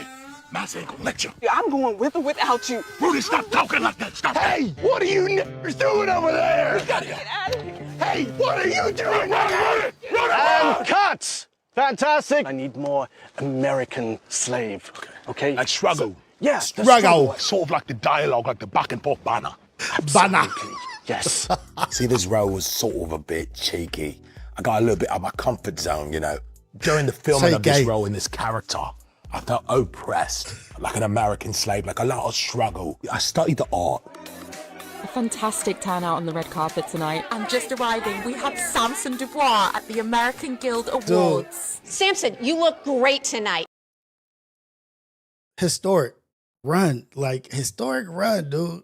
Damn. How hard was it for you to change your accent? As a little boy from Manchester, I think, I struggled a bit with the dialect, right? But to really get into character for this quite astonishing role that I took on, to say the least, I put it all on the line. All right, 3, 2, 1, action. I'm telling you, nigga, if you fuck with my shit, I'll kill you, nigga. You'll be fucked up. Fuck. Nigga, we family. Nigga, ain't no fucking family in this shit. We not family, nigga. Fuck family. Hey, Katt, that's the one. That was stunning. That was stunning. Stunning. That was stunning. Working with a good London boy, and I bother him all the time. I had a call with the director. It was kind of quite quintessential to the role, and great character development behind it. I put this fucking bullet in your head, nigga. I laugh because I'm penniless and a bit quite surreal. Penniless. A bit quite surreal. Samson Dubois. Samson, yo, who's the girl? Who's the girl? What's your next movie? What's your next movie? Yo, do you think your British accent gets you all the black bros in America? Come on, bro. Are you serious, bro? Do you think you're better than them? Better than who, bro? Black people. Yeah. Stop. You promise you. Somebody said he sounds like Butcher from The Boys. He does. Oi, bruv. Oi. This shit is so funny. And I'm going to say it, man. Drewski is running the game right now. Like with comedy, with skits and just on point. Like, look at the production level of this shit. Look at the production level. Pun dropped the dude that's from Snowfall. He probably talking about him, Idris Elba, the pun right there. He put that guy that's doing that meme. That's one of their actors in Snowfall. He has a British accent. Idris Elba. The shit is so funny because it's so on point. You know who else is got a British accent like that? I don't know if British is the right thing, but has an accent like that. Bunny from Mayor of Kingstown. That big old dude, Bunny from Mayor of Kingstown, has a British accent also. But maybe it's that they're classically trained or some shit in acting. I don't fucking know. But they're good actors. They're amazing actors. They are probably taking up some roles, but I don't think it's because of their accent. I don't think. One more again, because I like when this motherfucker says, more struggle. Bro, stop talking like that. You ain't going to no big city. Mass ain't gonna let you. Yeah, I'm going Mass ain't gonna let you. Rudy, stop talking like that. Stop. Hey, what are you niggers doing over there? You gotta get out of here. What are you doing? Run! And cut! Fantastic. I need more American slave. Okay? Like struggle. Yeah, Like Struggle. struggle. Sort of like the dialogue, like the back and forth banner. absolutely. Yes. See, this role was sort of a bit cheeky. Cheeky. I got a little bit out of my comfort zone, you know. During the filming of this role in this character, I felt oppressed, like an American slave, like a lot of struggle. I studied the art. Struggle. A fantastic turnout on the red carpet tonight. And just arriving, we have Samson Dubois at the American Guild Awards. Samson, you look great tonight. How hard was it for you to change your accent? As a little boy from Manchester, I think, I struggled a bit with the dialect, right? But to really get into character for this quite astonishing role that I took on, to say the least, I put it all on the line. All right, 3, 2, 1, action. I'm telling you, nigga, if you fuck with my shit, I'll kill you, nigga. You'll be fucked up. Fuck. Nigga, we family. Nigga, ain't no fucking family in this shit. We not family, nigga. Fuck family. Hey, Katt, that's the one. That was stunning. That was stunning. Stunning. Working with a good London boy, and I bother him all the time. I had a call with the director. It was kind of quite quintessential to the role, and great character development behind it. I put this fucking bullet in your head, nigga. I laugh because I'm penniless and a bit quite surreal. A bit quite surreal. Samson Dubois. Samson, yo, who's the girl? Who's the girl? What's your next movie? What's your next movie? Yo, do you think your British accent gets you all the black bros in America? Come on, bro. Are you serious, bro? Do you think you're better than them? Better than who, bro? Black people. Yeah. Stop. You promise. Oh my God. That shit is amazing. And I got 2 more videos because I want to ask your opinion. I want to hear your opinion, your natural mind. Your natural mind, your natural opinion.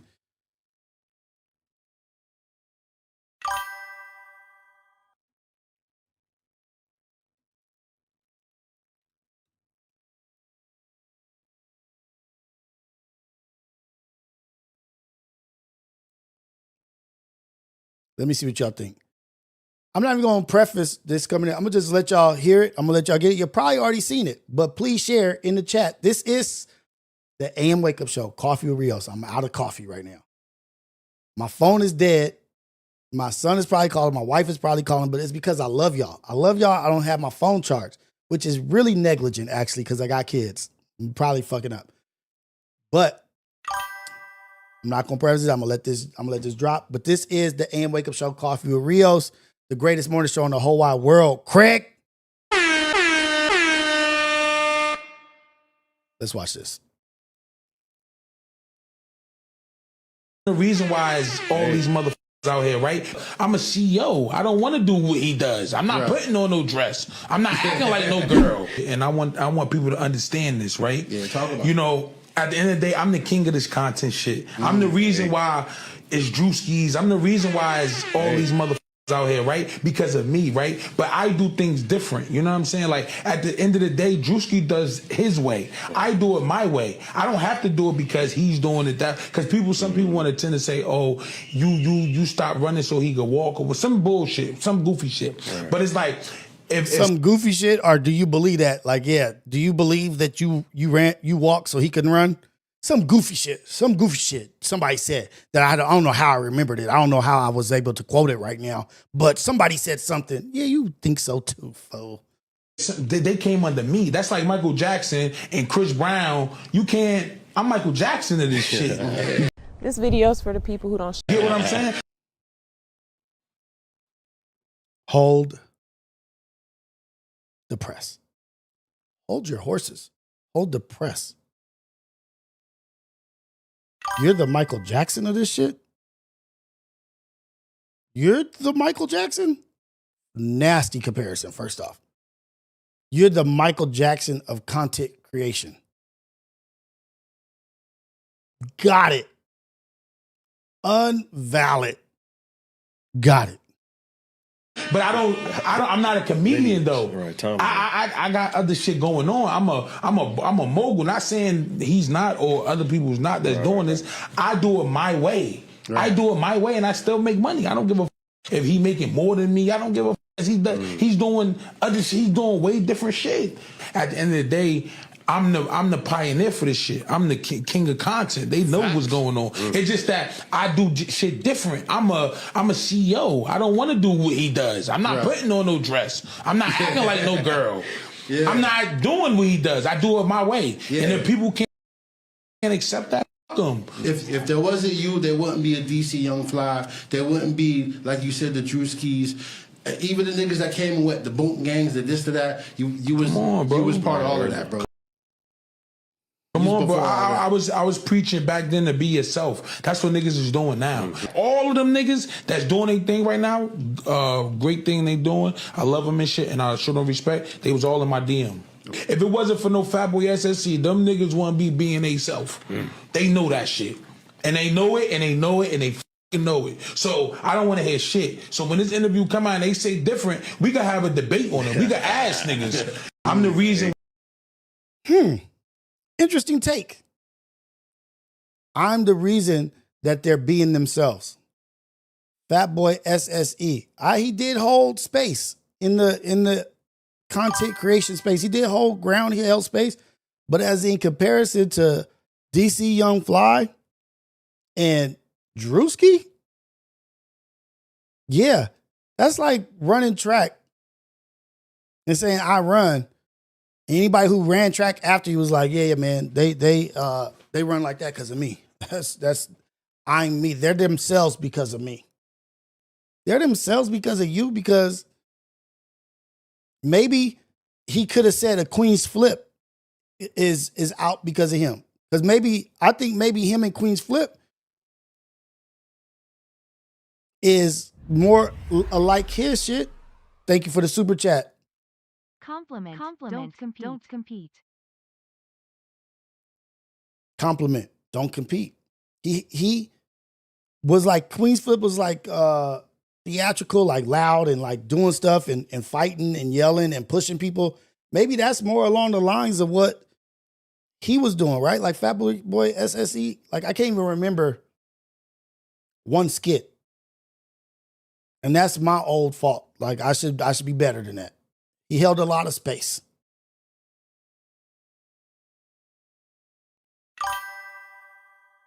Keep in mind, he was going viral during DC Young Fly and Desi Banks' prime. That's a good thing, right? Like going viral, I'm not saying he wasn't viral, but I don't remember really much I remember, I know HaHa Davis. I remember that cat. I remember HaHa Davis being actually funny with his shit. And I'm not saying he's not funny. I'm just saying I just didn't pay attention enough to say if he was great or not. But when other people come and are better than you and doing better than you, you just compliment. Cause like say, yeah, man, good shit to them. What did Lil Wayne say? Lil Wayne said, shout out my nigga Gucci. Who made it bet? Who was in front of him? Gucci. Gucci. Shout out my nigga Gucci. That's the first reaction. That should be the first reaction all the time. Shout out my cat. Shout out to him. Shout out my nigga Gucci. That should be your first reaction. Natural reaction. Michael Jackson comparison. I'm the Michael Jackson of content creation. There's millions, almost billions of people who don't know you. Billions of people who don't know you. That shit was wild.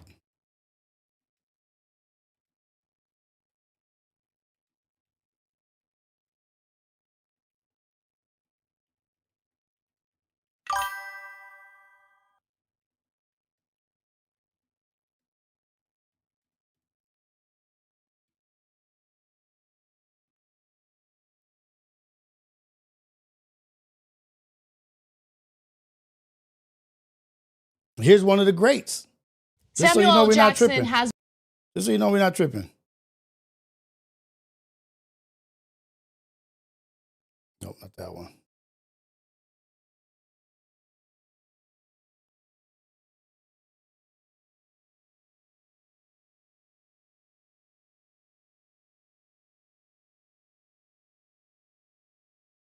One thing for sure, when you hire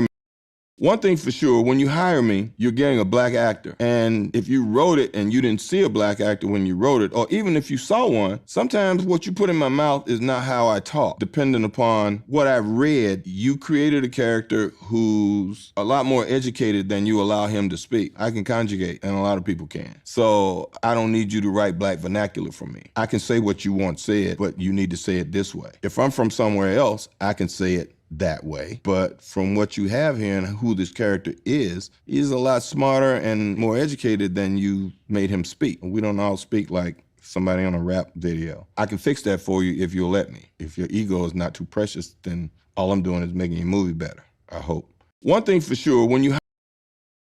That was not the clip I wanted. But that's a great point, though. That's a really good point. Shout out, man. Shout out to all the messages, man. Shout out to all the support. Thank you, Sunshine, for the jewels. Thank you, Christian Carranzo, for the super chat. I appreciate it. Or the jewels or the gifts, whatever. I'm not sure what that's called.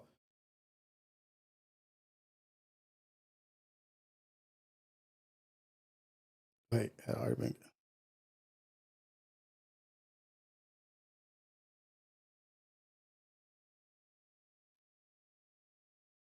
Trying to find this shit.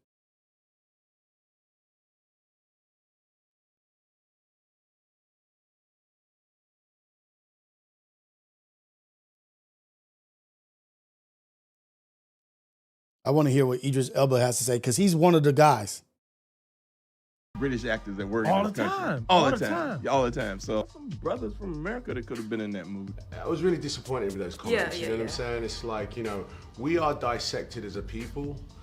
Why dissect us even further by a comment as stupid as that? Black actors, if you like, all over the world look at Samuel Jackson as an example of a great actor who happens to be black. So the idea that he can dissect us into, well, English. Tell me he don't sound like Drewski didn't do a good job. Yes, we're on a different point. We're to a different point, but my ignorance and immaturity, I see Drewski, but great actor Idris Elba, great point about the dissection. Like we're dissected, we're segmented. This is all along the lines of what I've been saying and why we have to squash beefs and why we got to move forward. Check this shit out. Actors that are black are stealing roles from American actors is really ignorant and is the stuff made of things that divide us, not stuff that pulls us together. What do you see? I see a tower, a man in black, and the gunslinger. Well, it's Stephen King's writing. I'm a fan of the show. Great point. Made a great point. Like, why are we worried about? First, it was black people ain't getting no jobs. Black people ain't acting. Now we've gotten to a point of, and Samuel Jackson cleaned that shit up, but I'm bringing this shit up to tie into our shit. Because we forget about what we didn't have and get to a place of taking shit for granted or being spoiled, that we get to a point now we didn't have any actors. Now we got actors, and it's like, it's not the right black person. It's not the right one. It's got to be this kind of black person for us to celebrate and be happy. Like, nah, man, let's move forward. Progress over perfection. My light ain't on right now, but progress over perfection. That light. I think that's a valid fucking point. Why are we worried about tearing each other down or saying something negative about each other when we should be speaking life into the situation? We should be speaking life into absolutely every situation. Bad boy SSE saying what he said, like, is a little bit of a backhanded compliment. Like, I'm the one. Why do we all need fucking credit? Why do we need credit for everything? I'm the one. I'm the one. I started this shit, and I want you guys to acknowledge that I started it before I can move on with my life. Validate me. Acknowledge me. Validate me. Damn.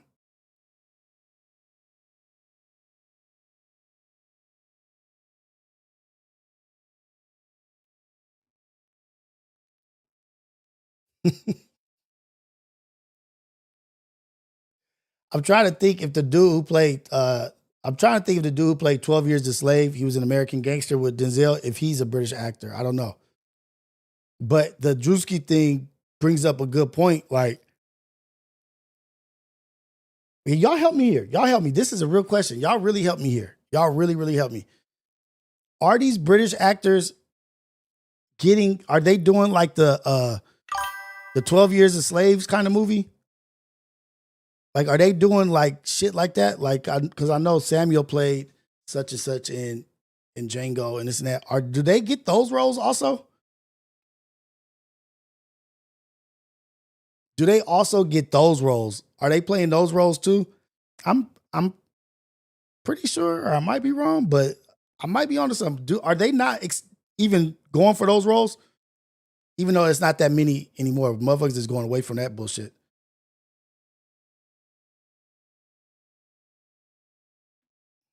Good question. It's a good question.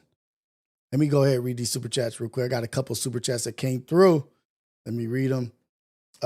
Thank you for all the gifts and everything, you guys. Thank you this morning for being supportive. This is the AM Wake Up Show. This is Coffee with Rios, the number one morning show in the whole wide world, Craig. Number one morning show in the whole wide world, Craig. Let me read the two super chats that I did get. That Nige AP, they don't hate us, it's jealousy. They envy us. Don't forget lust. I believe it's lust and obsession. That Nige AP, compliment, don't compete. Those are both great points. Compliment, don't compete. Just go ahead and say congratulations to that dude. Shout out my dude Gucci. Shout out to my guy Gucci. It's don't take much. It doesn't take much to compliment.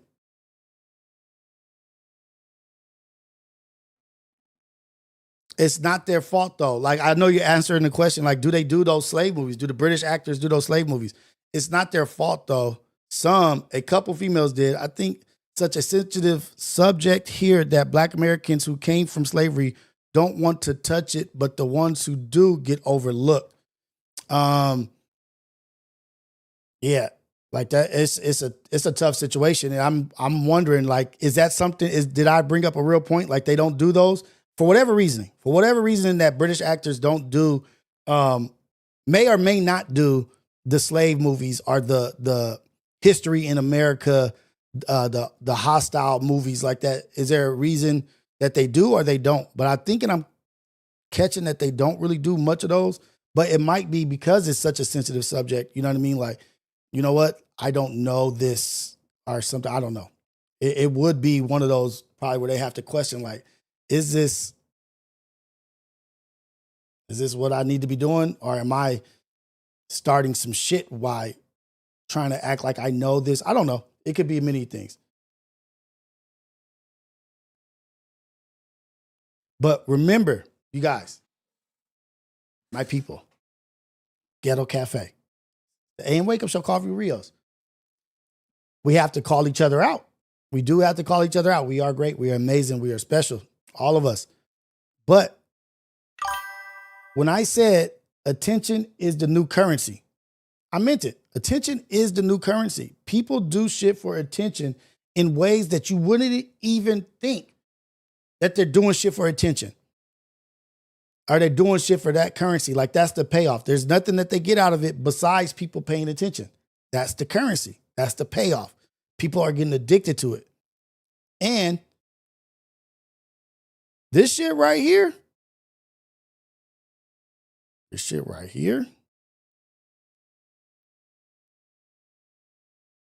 is the most ignorant, disgusting, attention-seeking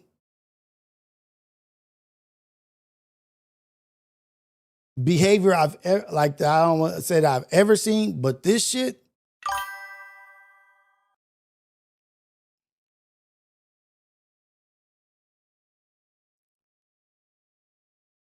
I'm gonna let y'all read that.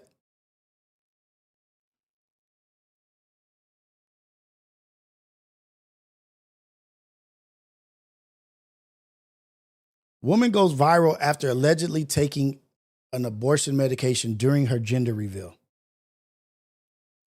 Ladybug or Jesus Christ.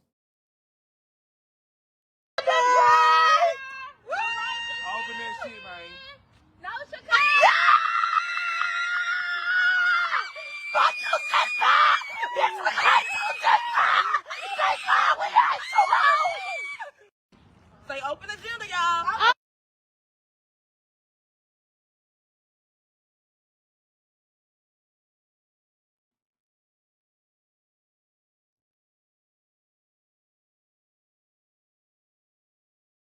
Hell yeah. I unalived his baby.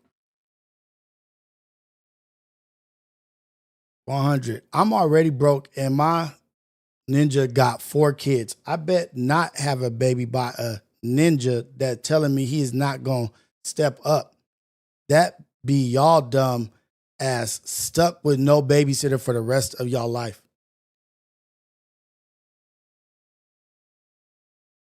I'm not even going to question everything that I need to question about this because I know the answers to it. I know the answers to it. But it's this level of disgustingness, of comfortability with shock shit, and the people in support of it screaming, yelling, ah, yeah. That is just disgusting. Like,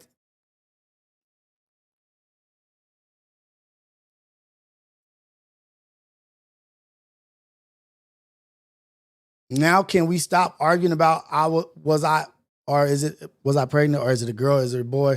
I unalived it in front of 3.5 thousand people. Are y'all happy? I did this for y'all. What? You hood booger.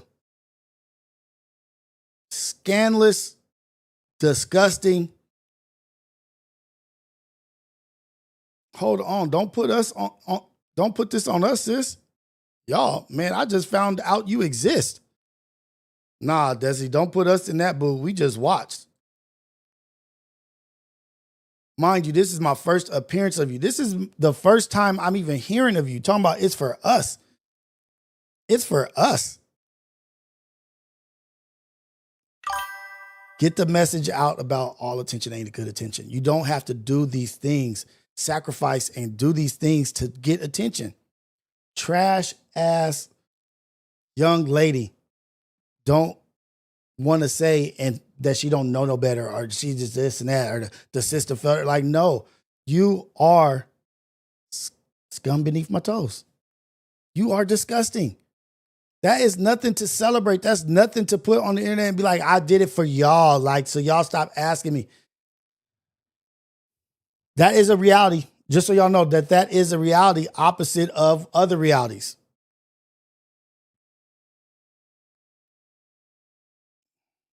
It's just scandalous. Shout out to y'all. Thank you guys for being here. Thank you guys for interacting. Thank you for being a part of the AM Wake Up Show. Coffee with Rios. Trying to fix shit one live at a time. One person at a time. Trying to put out something positive. Trying to put out a good message. Trying to squash all this beef out here. Fuck all this beefing and not getting along and this person, this and that person. Let's move in unison and get across the bridge. We can't get across the bridge if we fighting before we even get to it. We see the promised land is across the bridge, but we fighting before we even get to the bridge. We got to fight those people over there. We got to cross this bridge to get to the war over here, but we having a battle with each other. We can't even get to the bridge. We got to get over the bridge to get to the fight. The fight that matters, the real fight. But we can't get there. Because we so focused on each other, battling each other before we even get to the fucking bridge. So focused on the battle that we ain't even worried about the war that got us all in the position we in over here on this side of the bridge. They've been throwing propaganda. They've been throwing narratives. They've been doing all this shit to us over here.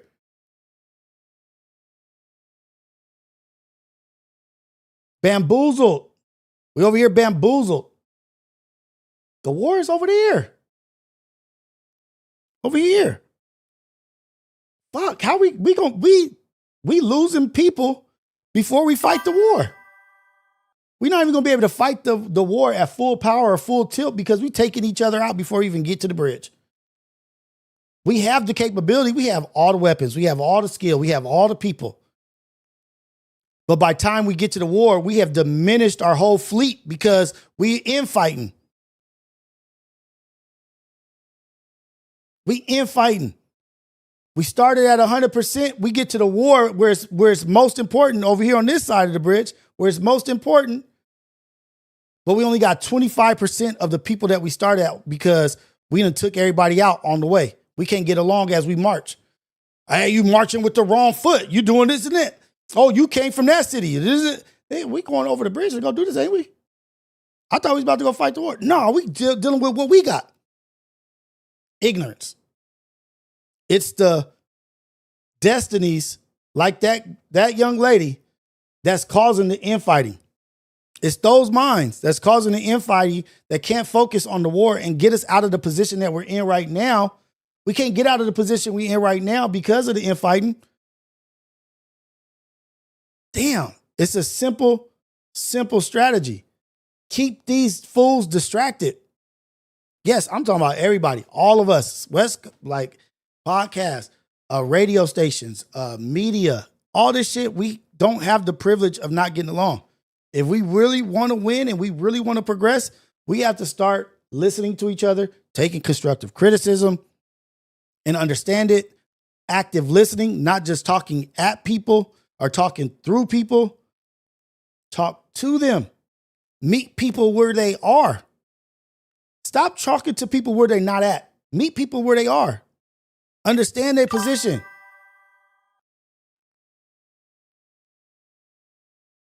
We got to work on that. This internal shit is over. Like, that's my mission. My mission from this day forward is this internal shit is done. I'm not adding to it. I'm not putting anything into it, no energy into it. If my energy towards it ain't about unifying, I'm not doing it. If it ain't about unification and us getting into a better position for everybody, I'm not about it. I'm not about it. I can't waste no time, man. We got fucking aliens. We got people eating babies. We got motherfuckers changing the voting maps and taking us back to what motherfuckers done, walked in civil rights and did all this action for. They taking it all back. By the Supreme Court is doing the shit. Y'all, like, Lord, like, I'm going a little bit further than I wanted to, but the Supreme Court is against us. and you worried about the other brother on the bus or the other brother in the car next to you, the Supreme Court is against us. The Supreme Court is hitting us. And you worried about shoes, color, city, zip code, when the Supreme Court is battling us? Nigga, like this, wait, what? Don't be hopeless. Don't be helpless. Focus on the right thing, y'all. I don't want to go too far into it.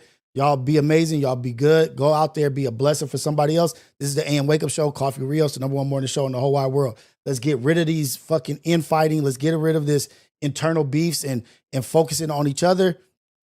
Tear down. Let's focus on building each other up. Let's focus on speaking life into each other. How can I put this person in a better position? What can I do to put this person in a room that they haven't been in yet? What can I do to build them up? How can I apologize to get past this shit? Is it worth it? No, it's not. What can I do to get past this bullshit? Let's all get past this bullshit. Let's all start building. Let's all start speaking life. Love each other, man. Love your brother. Love your sister. Constructive criticism with intent, not constructive criticism just to tear down. Constructive criticism to build up.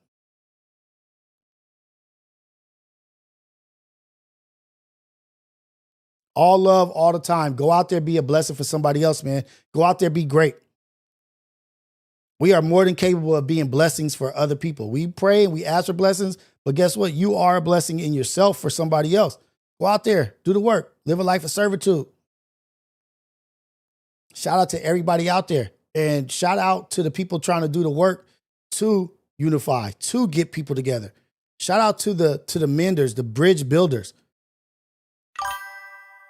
Bridge building, that's what it's about. If it ain't about bridge building, if it ain't about coming together as one, I ain't with it.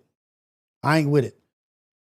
Yeah, I might not agree with you. I might disagree with this and that, but I'm going to disagree with you in a way that causes conversation that maybe helps you see it in my perspective, or maybe helps me see it in your perspective. But we will sit down and we will talk and we will discuss this shit to advance us past where we are today.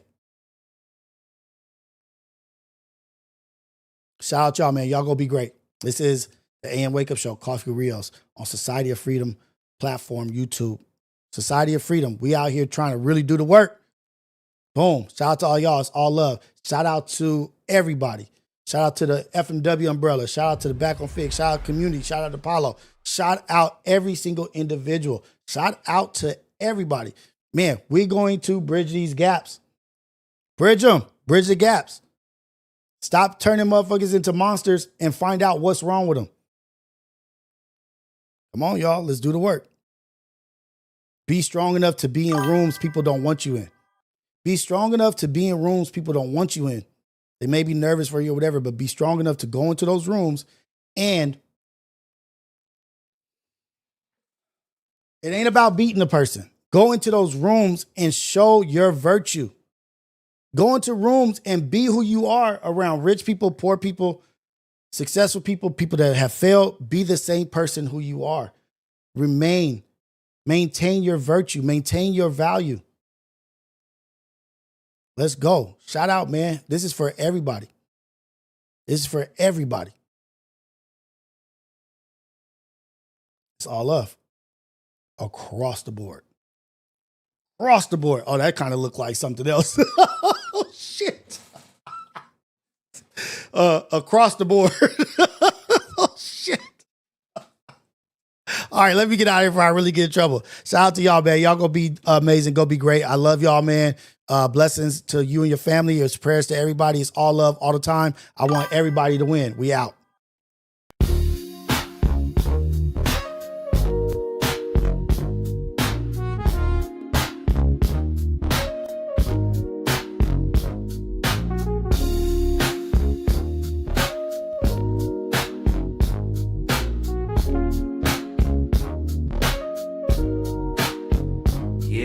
Ghetto Cafe Brandy in the building, steam rising from the stove. We switching lanes, they don't want it, they just pose for the smoke. If it's about that coffee, we got the roast and the toast. Shots fired from the French press, let it drip slow and boast. Mornings on the west, sun low, but the grind stay woke. Ghetto cafe, steam in the breeze. Cruising through dreams with a mug and some peace. No drama, just cream, we deliver with ease. On the coast where the light never leaves. Coffee with Rios, pour it up slow. Steam in the city while the sun lay low. Coffee with Rios, starting the show. Sip real smooth, let the wisdom flow. Coffee with Rios, pour it up slow. Steam in the city while the sun lay low. Coffee with Rios, starting the show. Sip real smooth, let the wisdom flow.